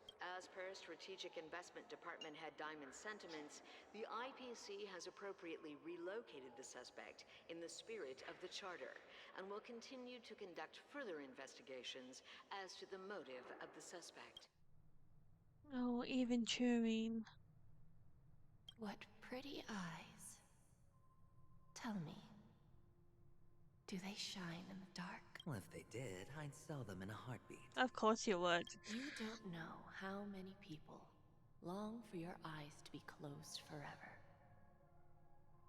As a servant, you should not resist your master. Yet, you went and killed that man anyway. No lawyer has the audacity to defend you. Perhaps you ought to represent yourself. Not difficult, but definitely pointless. You're pretty confident on your eloquence. Did you also think that when you lied to the Intelligentsia Guild? Ask and you shall receive. You wanted the perfect construction material. All I did was offer a possibility. It was just a small wager. If your luck holds out, the IPC will dig something up from the golden sands of Ejhazio. Maybe even the Sand King's remains. Pity your luck has run out. I'll admit that. What I'm more curious about, though, is why such a grand scheme failed to benefit anyone in the end, including the perpetrator himself. Madam, I already have what I want. To be brought before you for the next high-stakes gamble. Then let's talk about the second gamble. Tell me, what are you prepared to wager this time? My life. I bet you won't send me to the gallows. What do you want, then? I want your Lenore to meet with me. I have something to say. And then what? I want cash. Oh? It can't be that simple, can it? It is that simple. 30 tanbas. The remainder of my market value. 30 tanbas. No more, no less. With this money, I'll climb to even greater heights than you. Grasp even more riches than you. I wager you won't give me this chance. Which is why you should call him here. Interesting. A pity Diamond won't see you. No one gets to see him. From here on out, I am Diamond's representative, and I will decide on his behalf. You're wrong. 30 tanbas. I'll give you that. And much more than that. Wealth, status, power. The IPC will give you whatever you want. Even what you don't want. Kakavasha. A good name, but unfortunately destined to be buried in the dirt. You, though, you deserve to live, to create even more wealth for us. Go, pick the clothes you like. Oh, then choose okay. your desired identity. And then, use them well, child. May your plans never suffer failure. Life is like a long-term investment. Those who choose correctly, do the correct things, reach the correct outcomes, and show the world their value.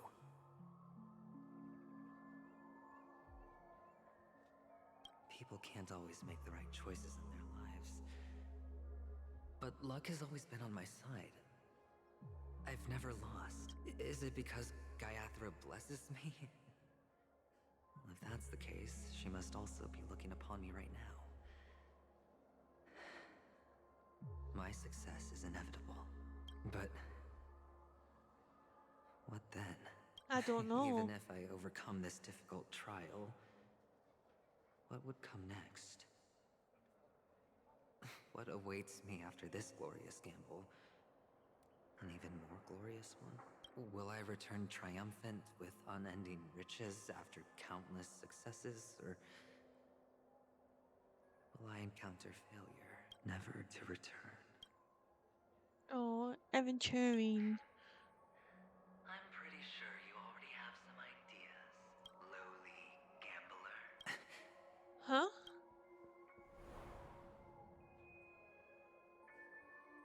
What? What? What the hell? Am I dreaming, or have I gone completely insane? Perhaps both. Forgotten me already? When you were strapped to that electric chair by a mannequin warlords, who was it that gave you the idea? Fine. I may be crazy, but I'm not stupid. Get out of my head, newborn of the Harmony. The Harmony? Oh, don't play the fool. It's not the first time we've met. No need to be so polite. I'm you, and perhaps even more aware of yourself than you. Of what exactly you want. Huh? You're dying. And you still want to drag a bunch of unfortunate fools with you through death's door. That's why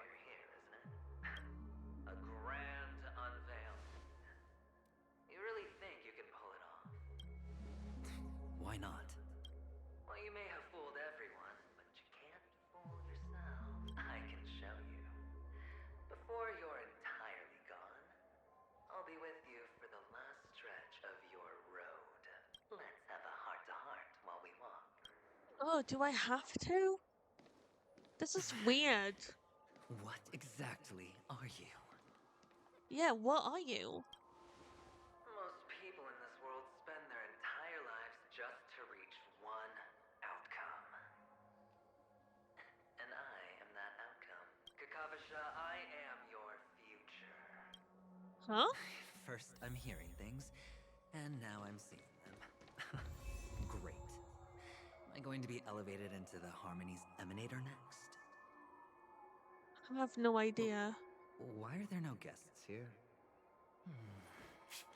What's that featherhead doing?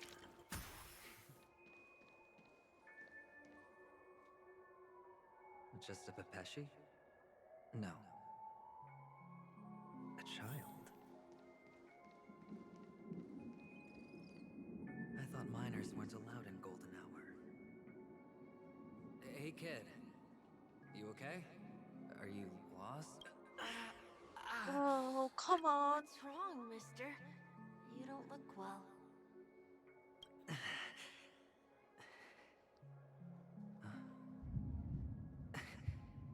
Your eyes. Impossible. Who are you? They're pretty, aren't they? Sis said they're a gift from Mama Funga. Colorful eyes are said to Oh bring my good god, luck. I can't take this. Mister, you have pretty eyes too. Beautiful. Are you alone? Where are your parents? They're in that amusement park. Papa and Mama went in first. I'm just about to go look for them. I have to go. Goodbye, mister. Hope you have a good time too. Those eyes. And Mama Funga. No, it can't.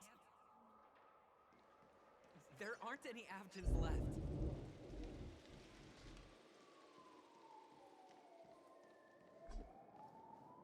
Left the safe zone. Oh, this is breaking my heart. I can't handle this.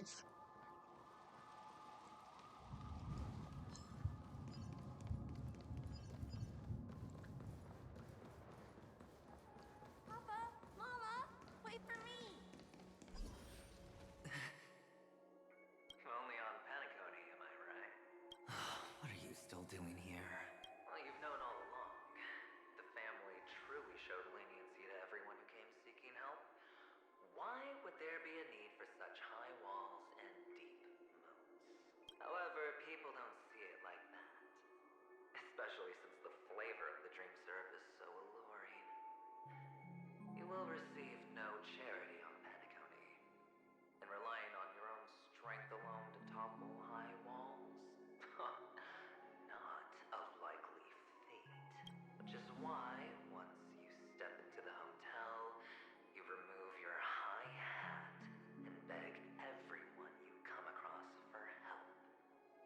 Like a hyena scavenging for scraps in the desert. Because you know that opportunities are fleeting. Well, when you put it like that, even Ratio's a teeny peacock analogy sounds pleasant. Well, you know how rare it is for me to give you the straight dope. So listen while you can. It's good timing that you mentioned the doctor. I'm especially fond of what you and he have in common. The conspiracies, calculations. Especially the part about the finale, a magnificent act of betrayal. Oh, when everyone thinks this way, who would even suspect that it was another trap you've meticulously devised? Go on. Tell me I'm right. You know who you really are, Mr. Cavalier Gambler. Uptight, overcautious, massive inferiority complex. You've won so much, and you're still so afraid of losing. They only see your big bets, your bravado, the full house, the straight flush. They don't know the other hand is below the table, clutching your chips for dear life. It's a heck of an act. No wonder the tavern sent you an invite. You're a natural, kid. You don't stop at fooling the audience, you fool yourself, too. Well, the best way to prevent others from seeing your true colors is first being able to fool yourself.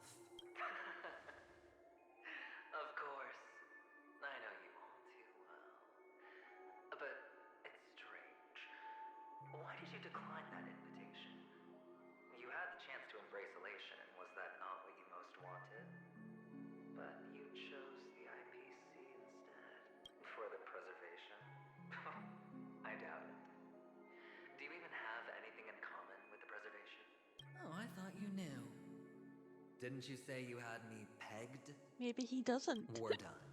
Either stop talking or disappear from my sight. That's fine. But who exactly is about to disappear here? Well, it's not going to be me, anyway. Oh, hope you're right.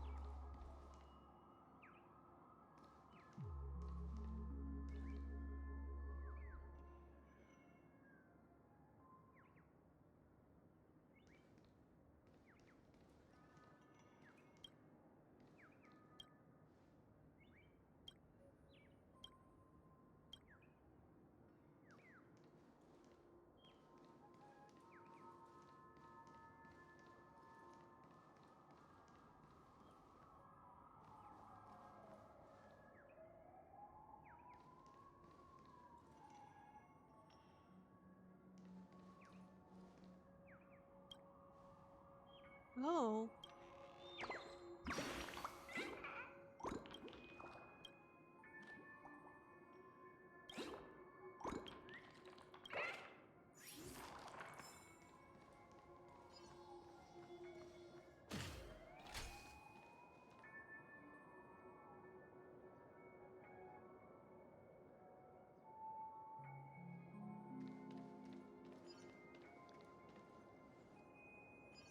Ah, playing hide and seek.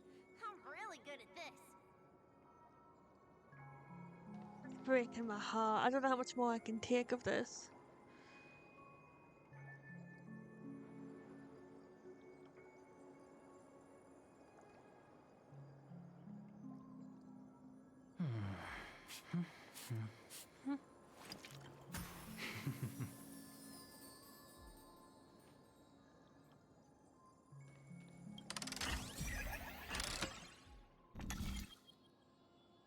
Yeah. Activate, rotate, activate, rotate, activate, rotate.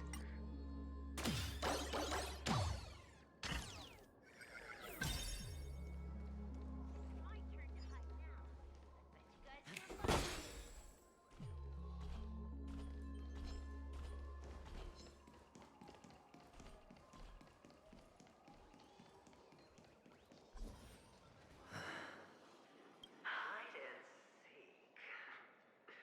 What sweet childhood memories. When Mama said goodbye that day, how many catechins were like jackals hot on your heels?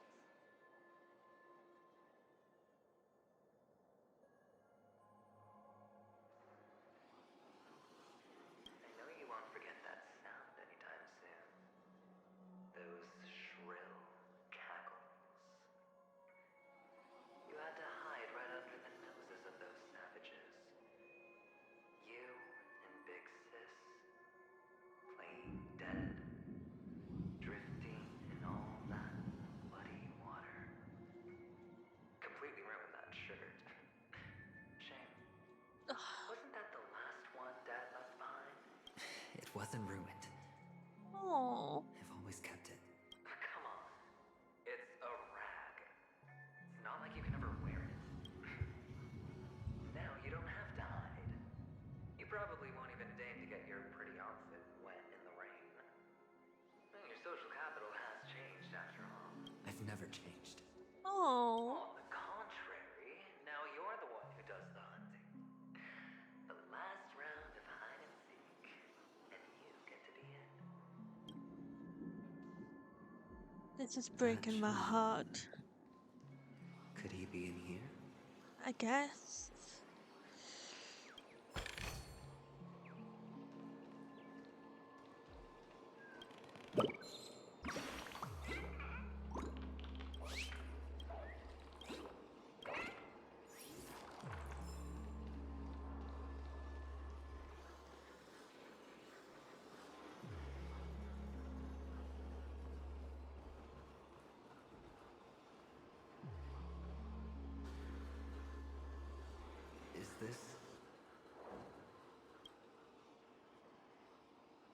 topaz.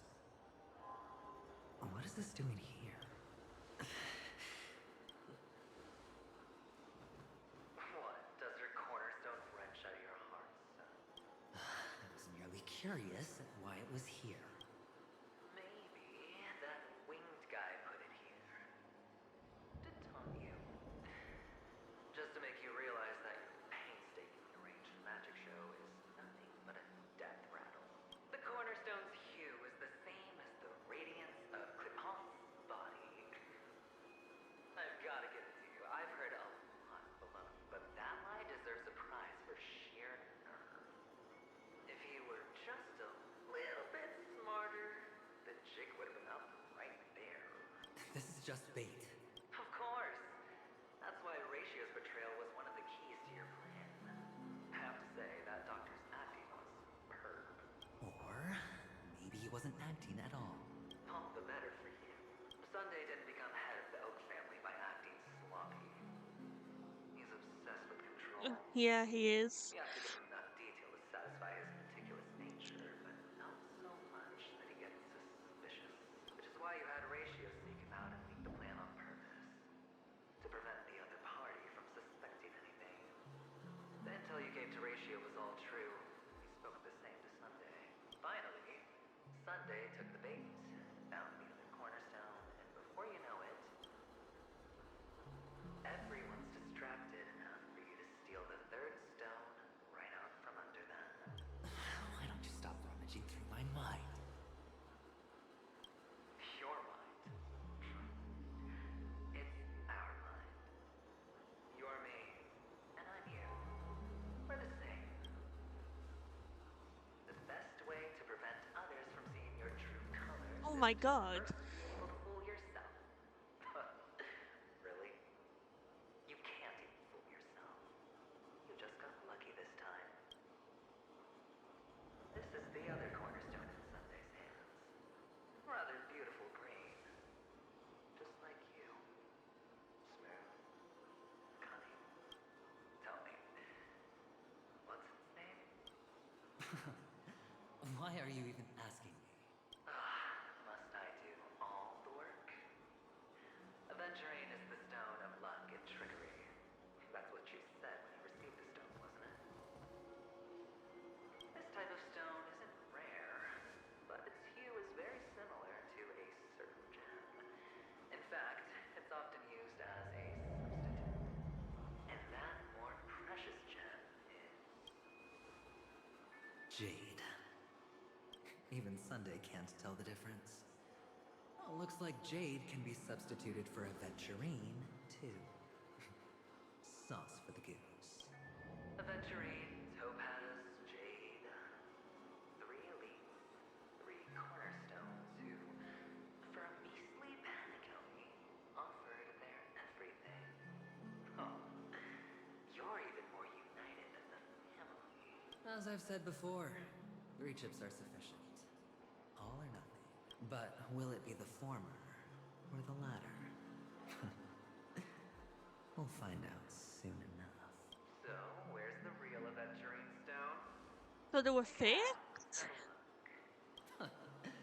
Suddenly you don't know where it is? I just want to hear you say it. After all, it really does resemble its owner. As you wish, then.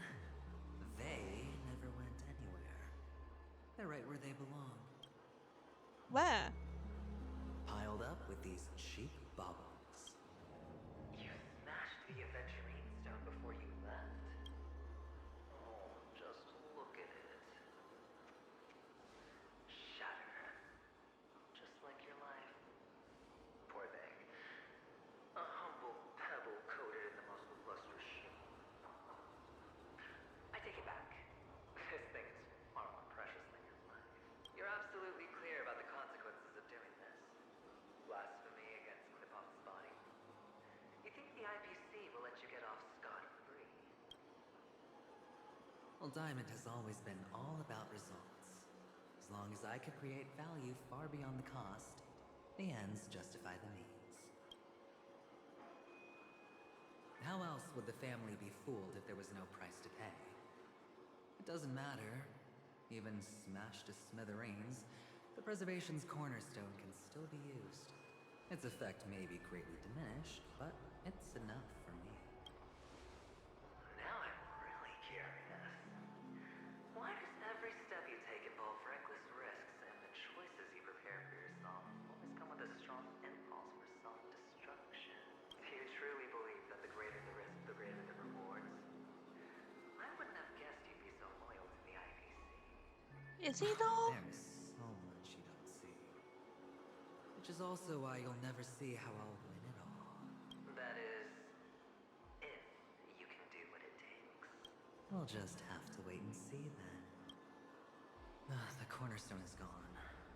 Another illusion of the harmony. Huh? What? Oh, there he is. There's the little boy. Hello. We meet again, Mr. Pretty Eyes. Yes. We meet again. Did you find your mother and father? Of course. Big Sis is there too. The four of us were just playing hide and seek. I'm so happy. On our way here, Papa even brought me to see a blimp. I think you mean Phil. I think he does too. That's it. Putting many drawings together and turning them into a moving wall painting. They put me, Papa, Mama, and Big Sis together, turning us into one big family. You should give it a try too, mister. You look sad. The amusement park will cheer you up. Sure. Oh. Hamster Ball Night Fast and Fury Nuts? Okay.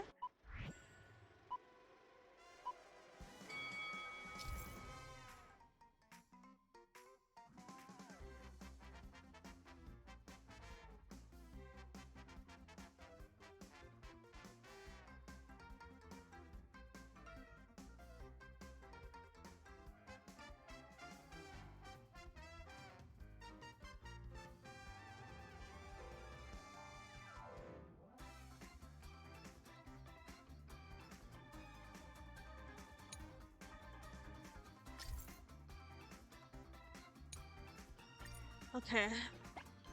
Oh, this is... Oh!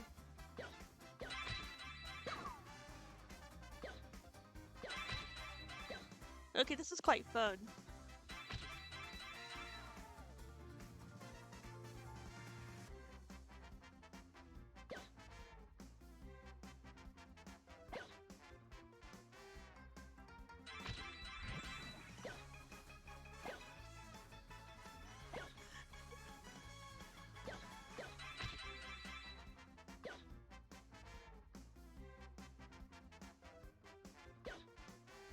I mean, it's not like it's hard or anything.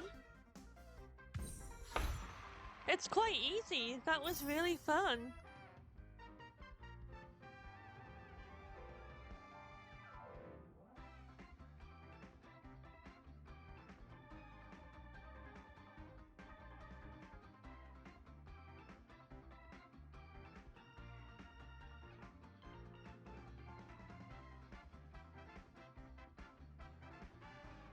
Nice, we did good. How's that? Not a bad score, eh? Boring. Oh, where's he gone? Where's he gone now?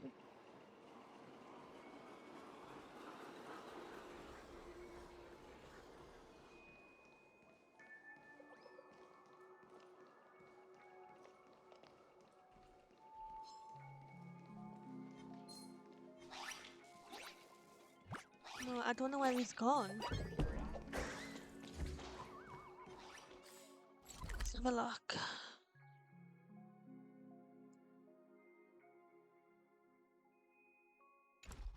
This is the only way to go.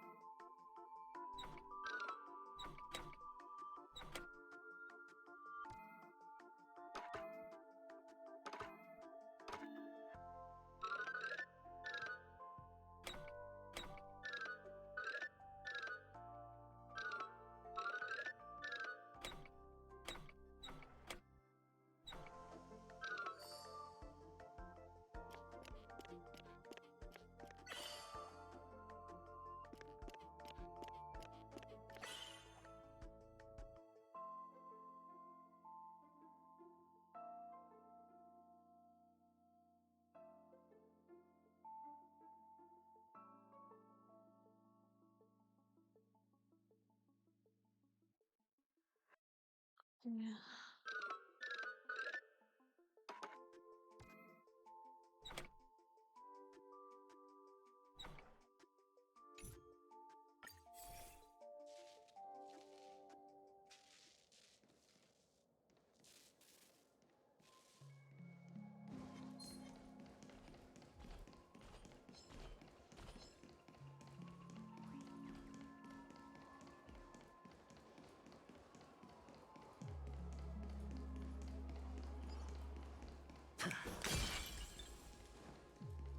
Ah. Oh, good. Okay. Now I know what we're doing.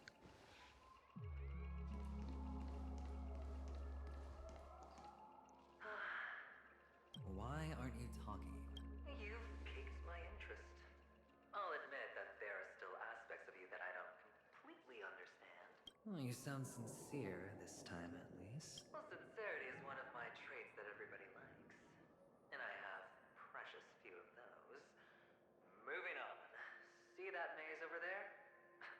I'll know everything about you before you reach the exit. Our quaint journey through this amusement park still isn't over. And I wouldn't mind stretching this out at all.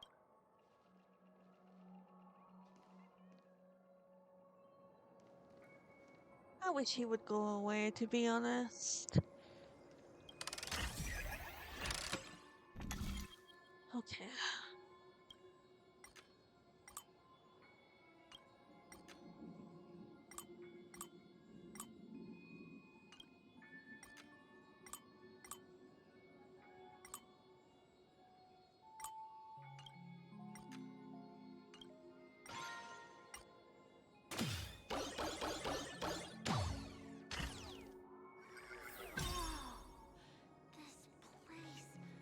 It's so tall!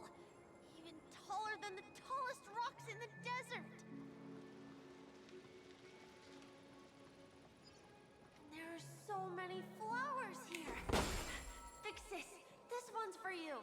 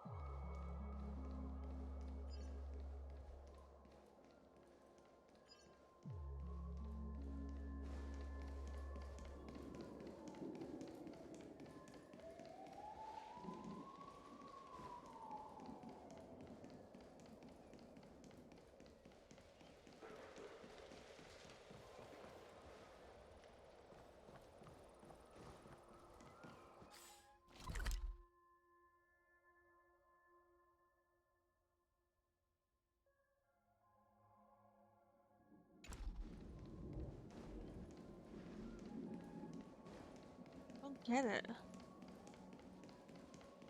How do I leave the maze?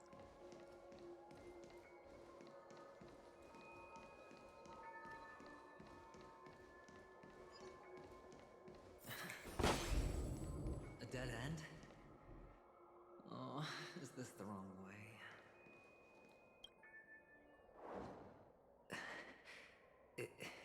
Is this? Oh, what's on your mind? It's got nothing to do with you. Oh, God. These are manacles on you. That man gave you your first job. You made your first pot of gold. I remember it all too well. You wrapped that iron chain around your fist, for that is the only tool you could find. Then, in that maze, you... Shut up! Oh, you don't wish to face your past? Unwilling to admit that your life is worth only 60 tapas? Well, from what I see, you refuse to confront it, because it only proves your weakness. How could a weak person take such daring risks? That's right. You love the thrill of danger. But you refuse to let go of meaningless sentiments. Even in this beautiful dream, the only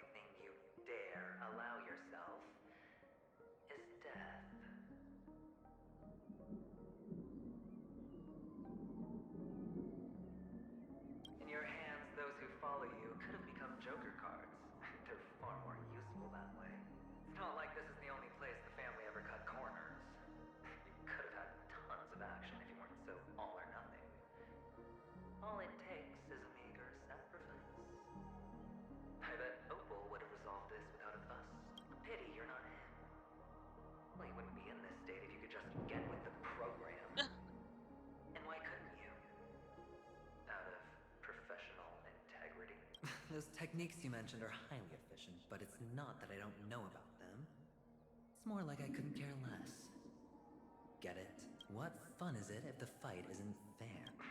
Well, You assume your opponents would fight fair in the first place. The odds are obviously not in your favor, so how are you just breezing by? Did that masked fool's words awaken something in you? Well, she gave me an answer that could turn everything upside down. Everything? You mean it could make all the cards on the table just disappear? That's cheating. If these leaves could be brought back, would they bloom into new flowers? still don't know how to get out of here.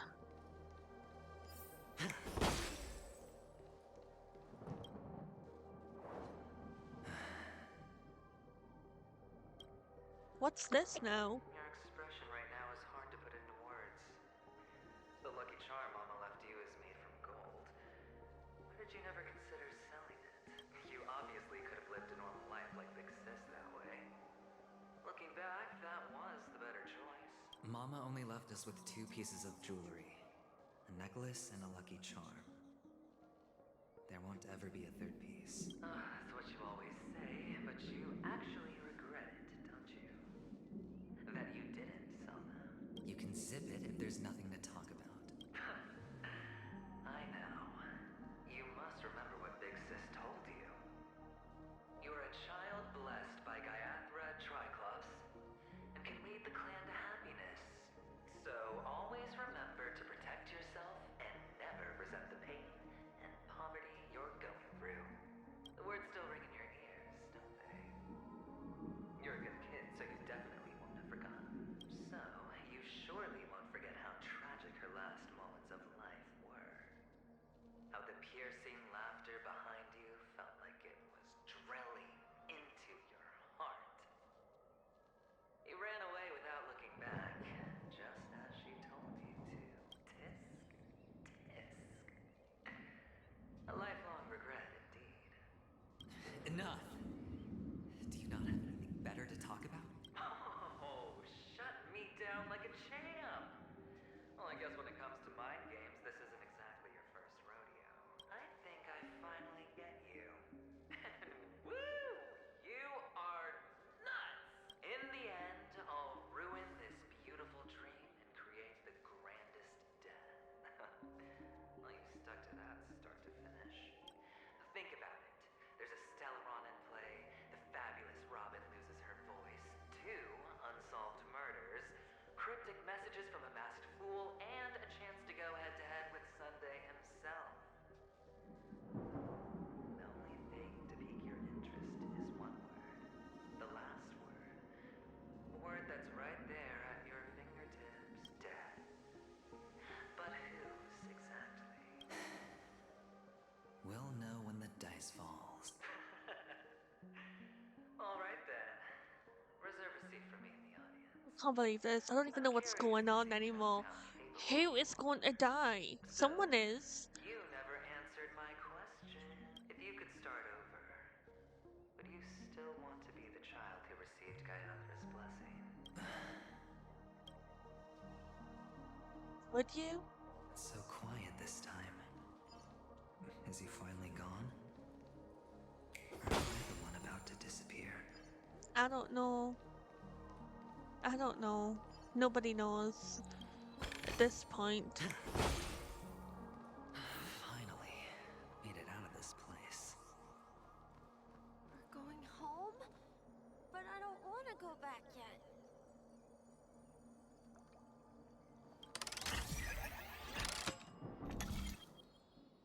Okay. Activate. Activate. Activate. Activate. Activate. Activate. Activate. Rotate. Activate.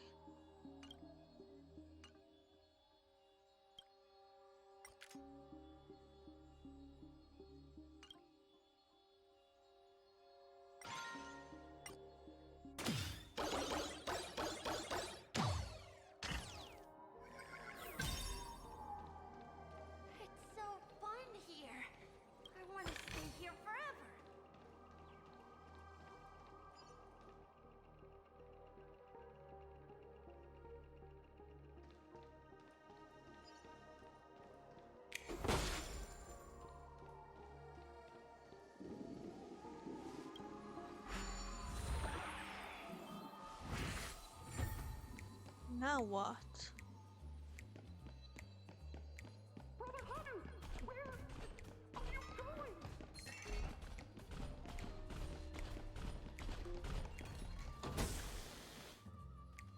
Yeah, right. Let's quickly return to normal. I've got an idea. I just want to. Oh, he doesn't appear until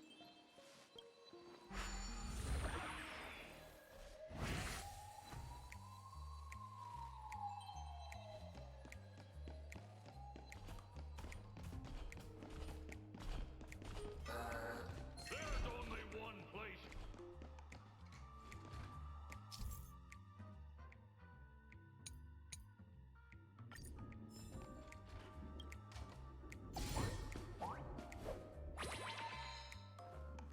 Oh.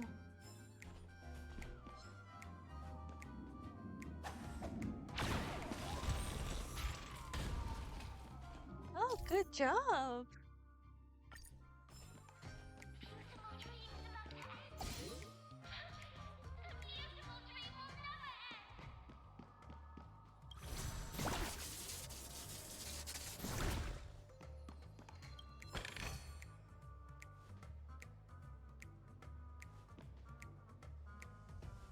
Hmm. I need to get over here somehow. Yeah, there's a television here. We can just return to our normal form.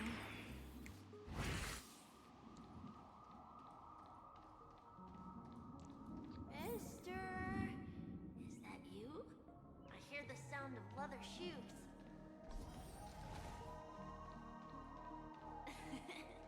Ah, it really is you.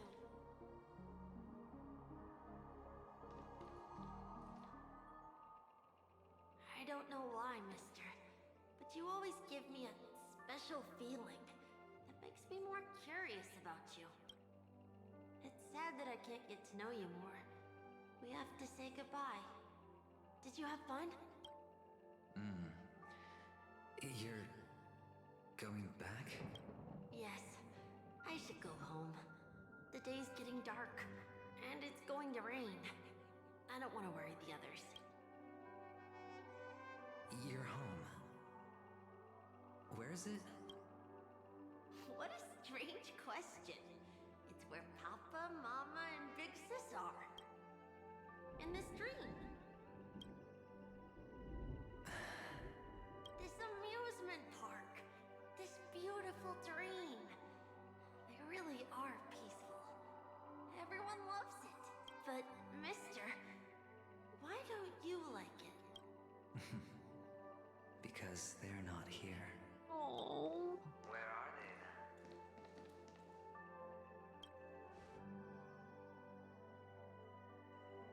I don't know. Oh my god. You do know, but there's no point pressing the issue. Admit it. You're tired. We all are. Which is why we chose to stay here. Me and him. Your past and future. How long will you stay? Forever.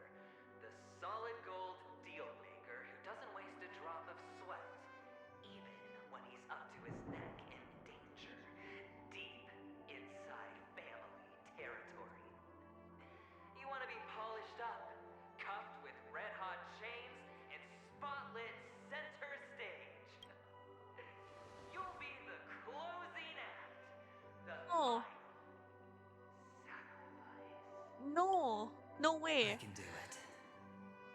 And it will be flawless. Of course you can. Your luck will help you at the right time. Stellaron and an Emanator. It's that simple, though. That way, the IBC will earn a place at the table.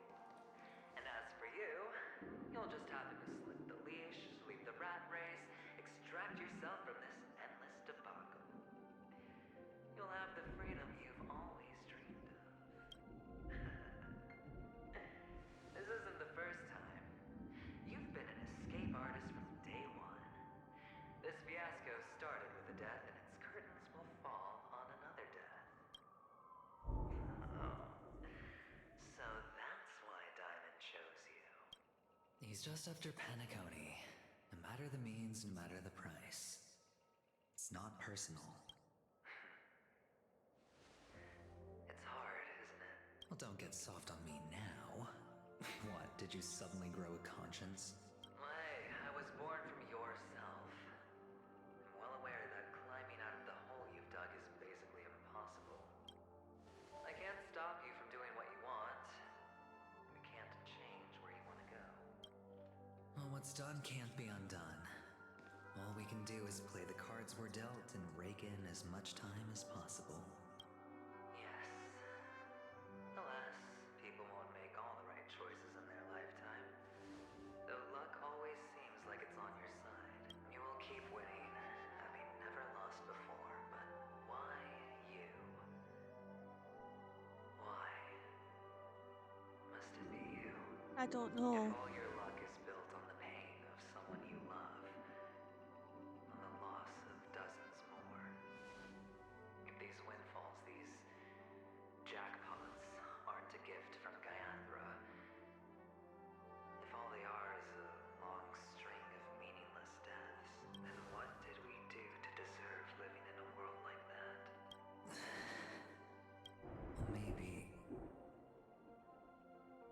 Maybe when I get to where I'm going and look back, I'll know what the trip was all about. Fine. Time to make a move, my friend. I'll be waiting up ahead. Say goodbye to the kid before you shuffle off. It's what? It's best to die without regrets.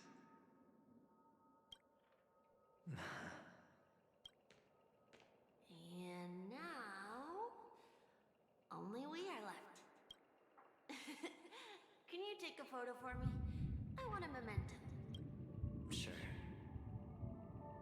Come on. Oh my god. How can they do this to me?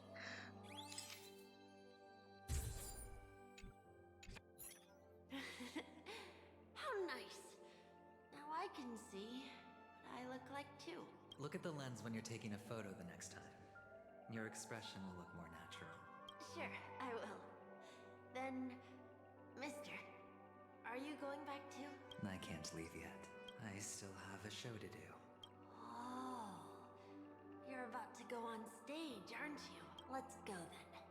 I'll take you to the stage. Sure. Oh my god. So you're an actor. No wonder your clothes are so stylish. I'm actually a merchant. But I do have a show to do. Are you the same as those men in black in the sky? But you're not wearing black.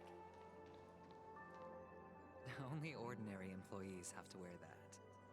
My position is much higher than theirs. Awesome. I hope I can become as good looking as you when I grow up. Of course you can. Oh my god, this is too... You'll be better. This is just... Oh, this is just too painful for words. I can't handle this.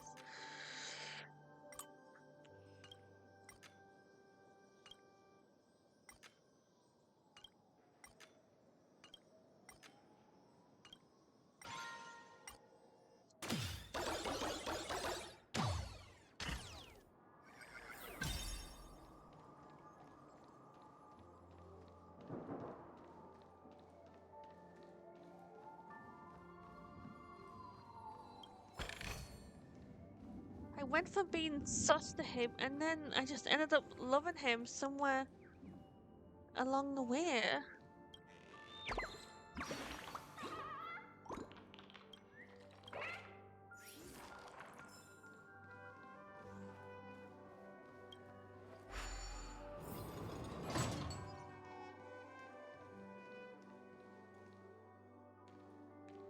Behind this curtain is the grand stage. It's almost time to go on stage. Are you ready? Good luck with your show. Thank you. You still seem pretty nervous. Let's put our palms together. If you receive Gaiathra's blessing, you'll feel more relaxed. Putting our palms together is a simple ritual. By putting our palms together and reciting the prayer to Mama Funga, she will bless us. If you're not familiar, I can guide you. It's all right. I know how to do it. Of course I know. This is where we go our own way, Kakavasha. Oh. Catechins are coming. Why? The catechins have already taken all our money, food, they killed our parents. What more do they want? Catechins are bloodthirsty, cruel, and insatiably greedy. They want everything only to end up with nothing. This is a trick, an act of revenge. Remember? Today is the day of the Kakava, and also your birthday. They know the Abjin will surely hold a festival today. With the aid of this rain, they will come to destroy our wagons and take everything they want. Little do the Catechins know. This time, we will fight back. The men in black that descend from the skies are on our side. The Catechins stand no chance against them, and will surely pay for their arrogance. Without this rain, the Catechins would never take action, and we would not have the chance to turn the tide.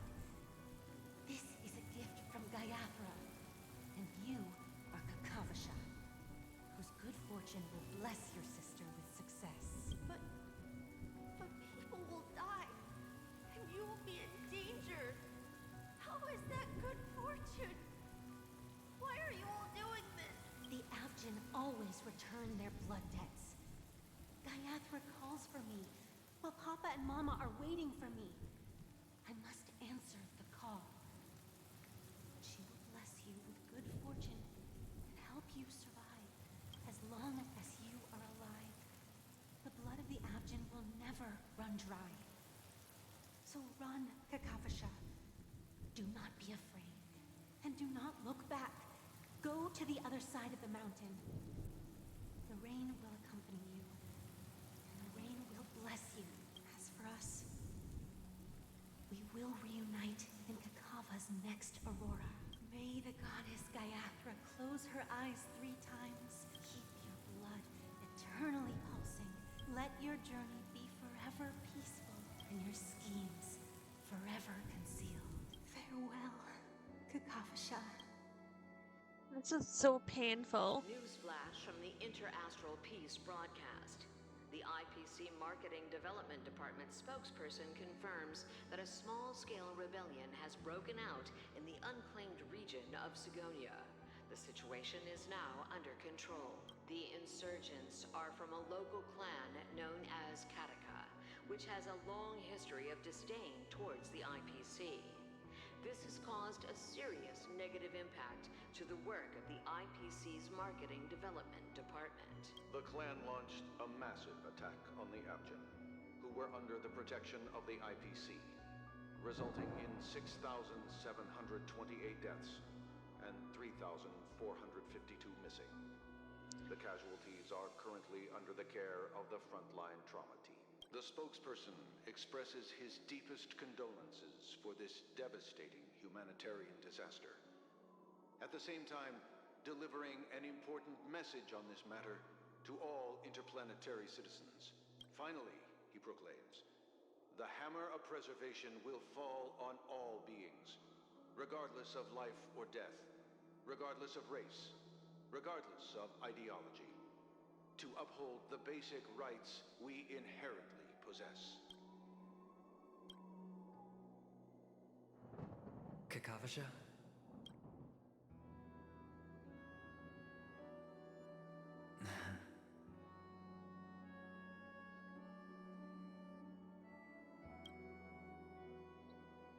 Bye.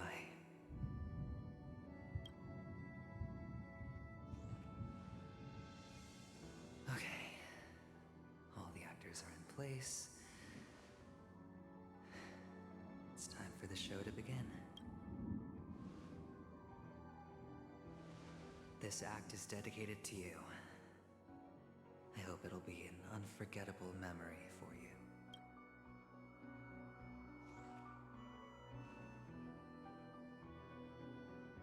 Kakavasha. Oh my By the way, god. before you go, I have a personal question. Do you truly want to destroy the world with your own hands? Let's assume, just assuming now, that every time I roll the dice, there's a possibility of achieving this particular outcome. Then I would be quite happy to make that wager. What? I don't understand what's going on. Oh, wait. Okay, we're kind of getting there, I think. I have no idea what's going to happen next. Is this Miss Acheron? Hello, I'm Himiko, the Astral Express's navigator. Hello, I'm March 7th. I'm sure he needs no introduction, as you definitely know him.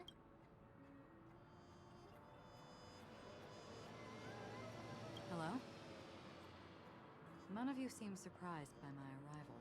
Since Welt has decided to travel with you, it means that he trusts you. And we trust his judgment. I envy your close friendships. Miss Acheron here doesn't present a danger, and she's of no threat to the Astral Express. Aventurine's prior accusation was based on nothing more than his own subjectivity, which is why, before we continue working together, he has a duty to explain himself. You want to create a situation where all three parties are present? There must be some deeper meaning behind Aventurine's actions. Yeah, I suspect I agree. he's been aware of Penacony's secret from the beginning and has been continuously strategizing to unveil it. In that sense, the Astral Express's role in his plans would be imperative. In the worst case scenario, he may use us to do something unexpected. Assuming things do escalate to that stage, having an extra ally is a good insurance policy. Penacony has numerous factions. Yeah, I and agree the state of with affairs this. is This is good. significantly more This is intricate smart. than that of Belobog and the Xianzhou.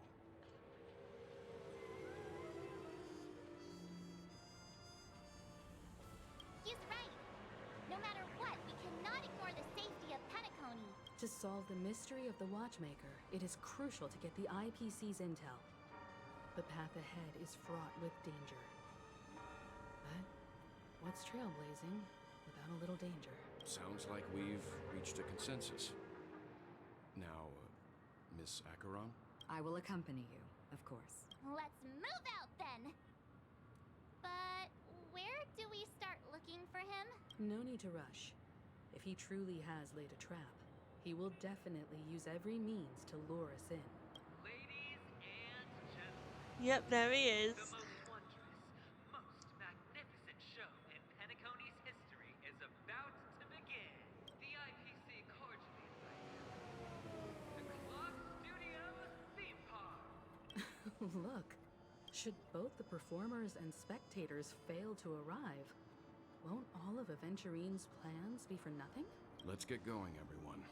The hour of trailblazing is upon us. Okay, I think we're gonna leave it here for now. We've covered quite a lot. And while I really want to know what's going on, we'll cover this at another time. Yeah, okay.